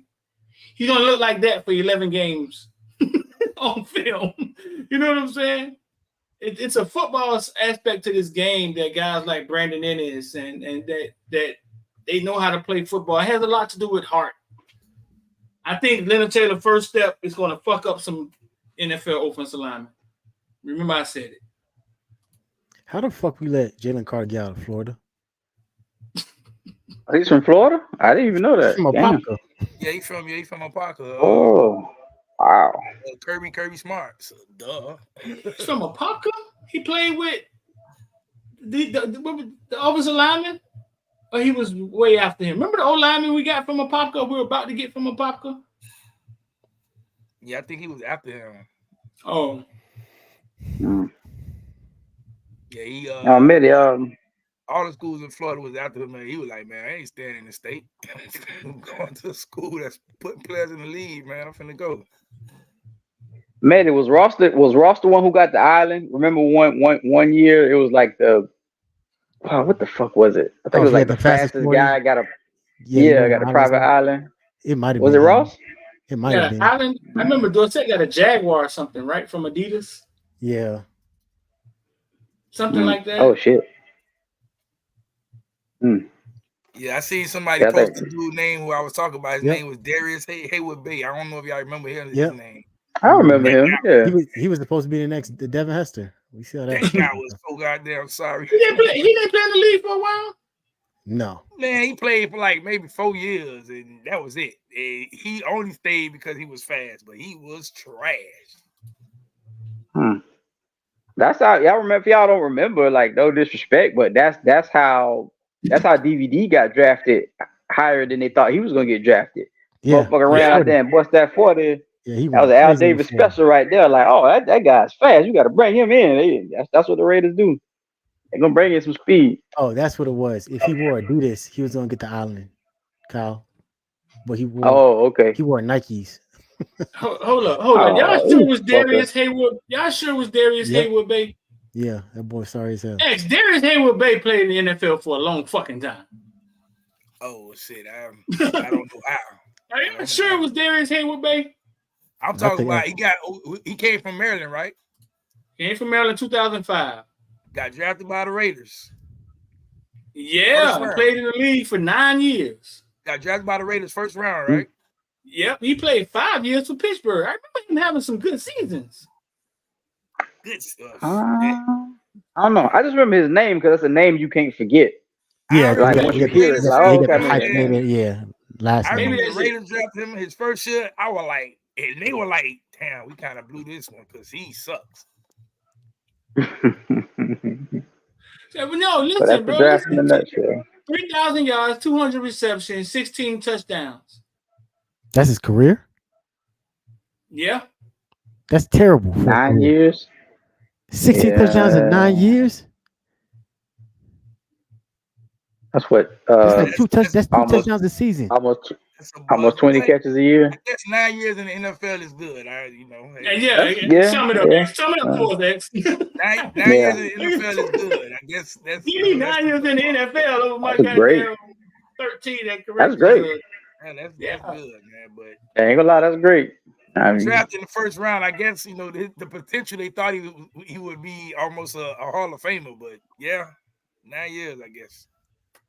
Yeah. Speed to keep you around though. It's like shooting in the NBA. Like it'll keep you around for a long ass time. Okay, so what's not good? What's not good in the NFL? If What's Brian not if good? Brian Hartline plays 7, is he a good NFL receiver? No, he's Oh, a he was better. He was better than Hayward Bay. Oh, he was damn sure better than him. He's better than Hayward Bay. Sometimes it's just luck, or scheme. It's luck. Certain shit happens for you, but I think yeah. after 3 years is invested, right? What they call it? Yeah, Yeah, anything after see, that first once contract. you start getting That's that good. second contract, you pretty much need. That's when you're good. That's Yeah, good. if they give you that second contract, that means they need you. So I don't know, man. That's wow. It's sometimes it's like I remember a couple of years ago when Kansas City when Mahomes got hurt, bro, they bring in the backup. Chad, how the fuck is Chad Henne still in the league, dog? So sometimes it's just like that.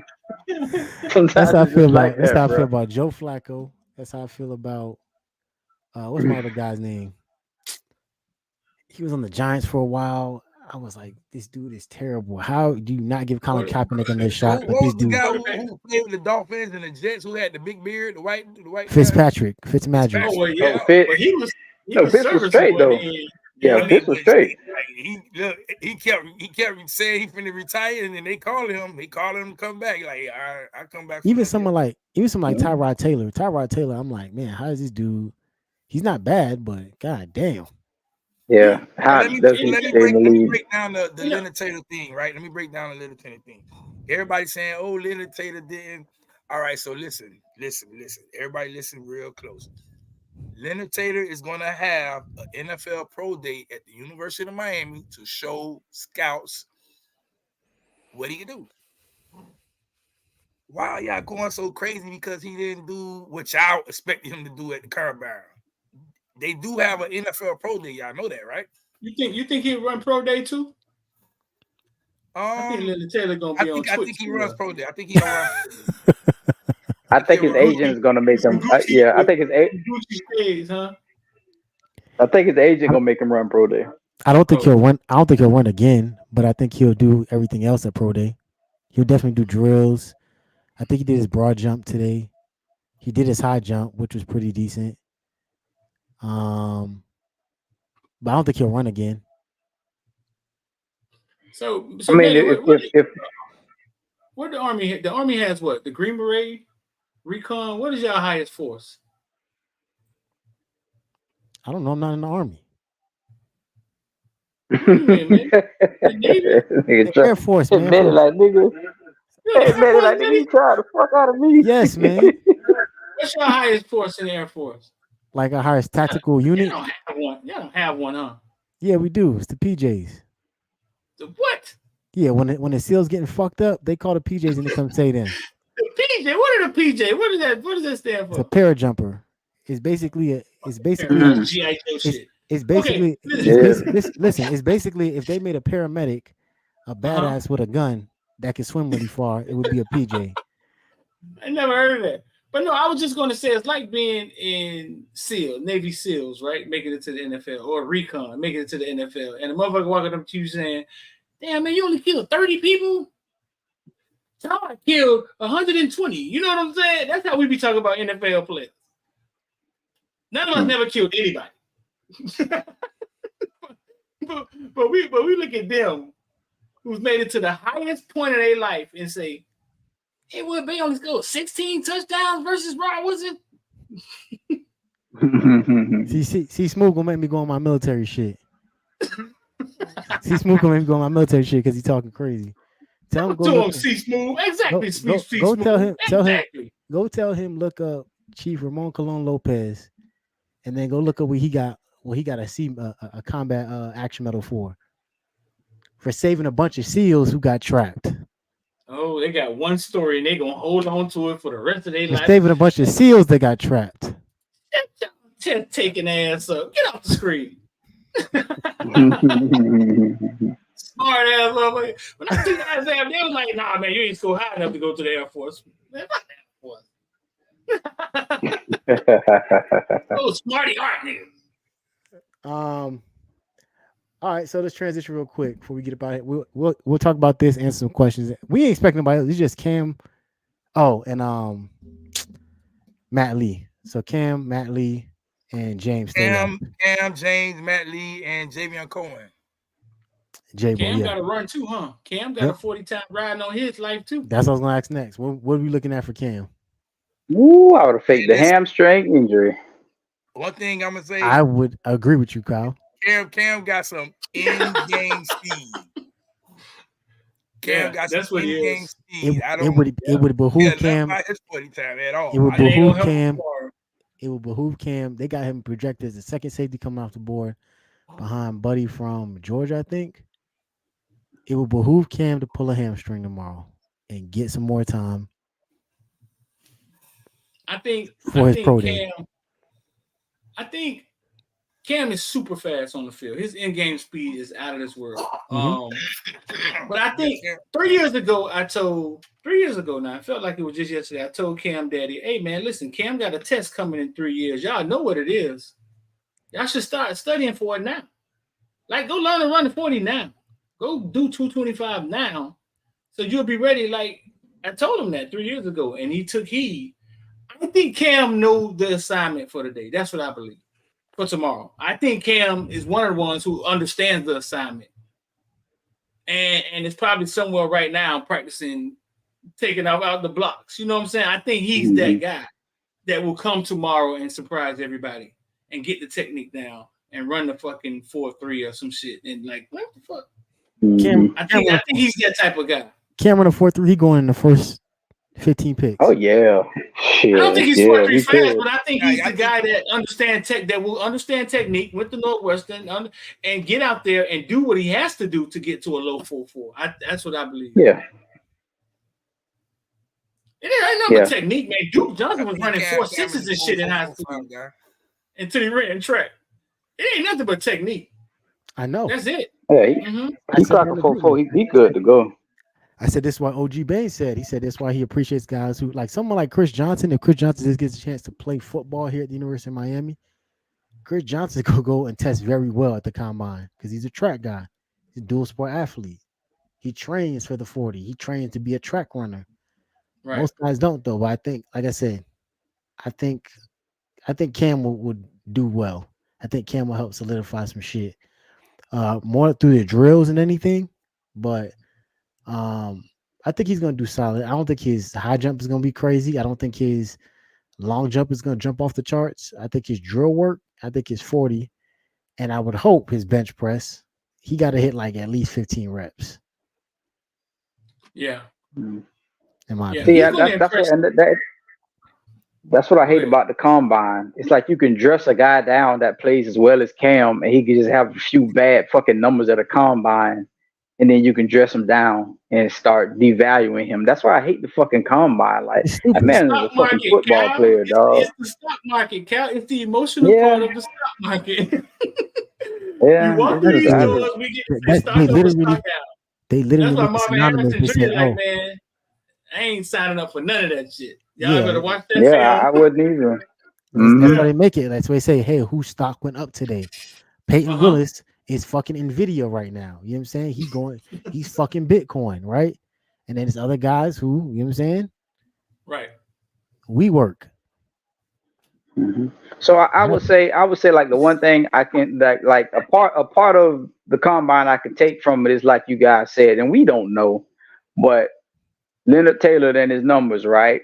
If I could get just an inkling of a feeling that this guy didn't take this thing serious, or he didn't work hard enough, or he didn't want to be here, that's the only thing I could take from the combine as a GM. And it's like, nigga, you don't want this money. So how do I feel like you're gonna get on my team and want, you know what I'm saying? That's the only thing I can take from it. Is if I felt that way. I'm not saying that at all. Not at all, but that's the only thing I take from it. If you showed up to your job interview unprepared, Right. I think Cam in the interview is gonna blow them motherfuckers away. That's exactly what I was about to say. He's well spoken. That's where James. I'm a little bit afraid because James just seen too much shit.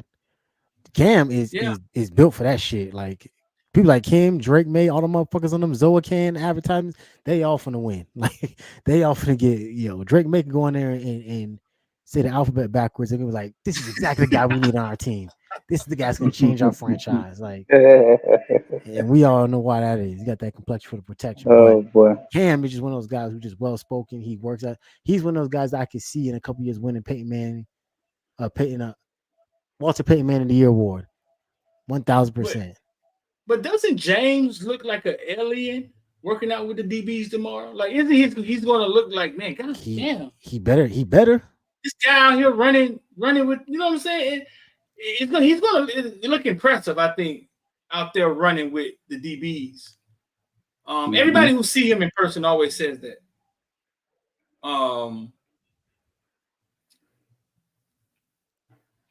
The scout said pro day last year was like, damn, that's the kid, that's the 6'5" safety that everybody be talking about. Damn. Yeah. And one thing James knows is football. That's how he's able to tell everybody where to go. And I think he shocks a lot of people there too on how smart he is on the football field. I've always said that, like I said, kind of like what you saying, kind of what Kyle's saying. I just don't believe in the combine process, like that interview process. When you put him in a room with a coach in an actual organization, yeah, it's gonna be hard to keep this motherfucker off the field. Like, right. I know that, but there's also things that in your first couple of years, you gotta learn. Like Tyreek is jumping off the fucking page, but Tyreek, I promise you ain't lining up nobody on defense. Tyreek just doing his motherfucking job. The rest is gonna play out, and he got coached up pretty well. That's all I need James to do. I understand Kyle's point too, where he's gonna have to start doing that, but James got to learn how to master that motherfucking playbook and do things he need to impress GMs, because that's really what this is all. All this is just an interview with GMs, not the coaches, not the people who actually gonna be in the room with you every day. It's gonna be that motherfucker you see maybe twice on your introductory press conference and in this shit, and maybe in some off-team meetings. You know what I'm saying, when they come to the pro day and talk to you. Outside of that, like. In worst case scenario, the motherfucker gonna end up in the AFC East, either under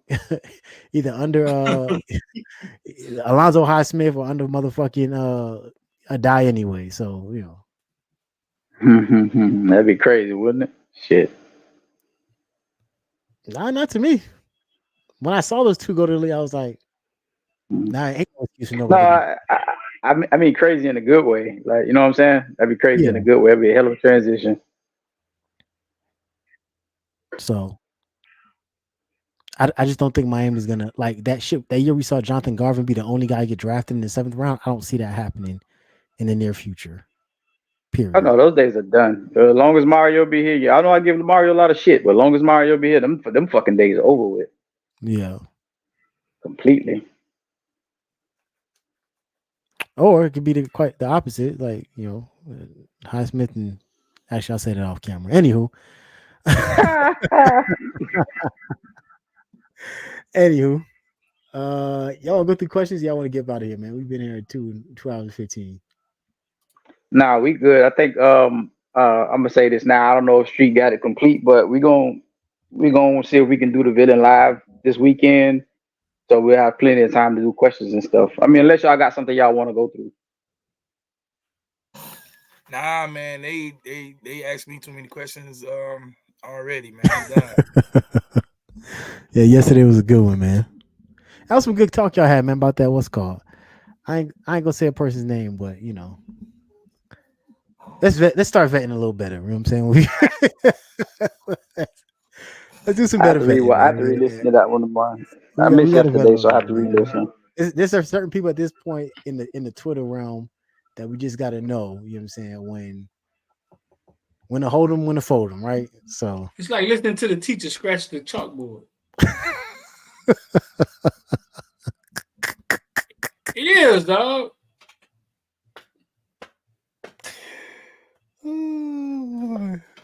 It is. I mean, I love his passion. I love his passion. You know what I'm saying? All love to the Twitter people, man. Shout out to y'all. Shout out to everybody who put up this space, man. We appreciate y'all. Yes, sir. So.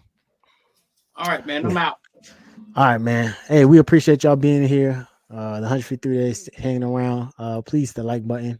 Hit the follow button if you ain't subscribed. We're doing well. More content coming next week. X will be on the ground. Street will be in the building. We appreciate y'all, man. Good night.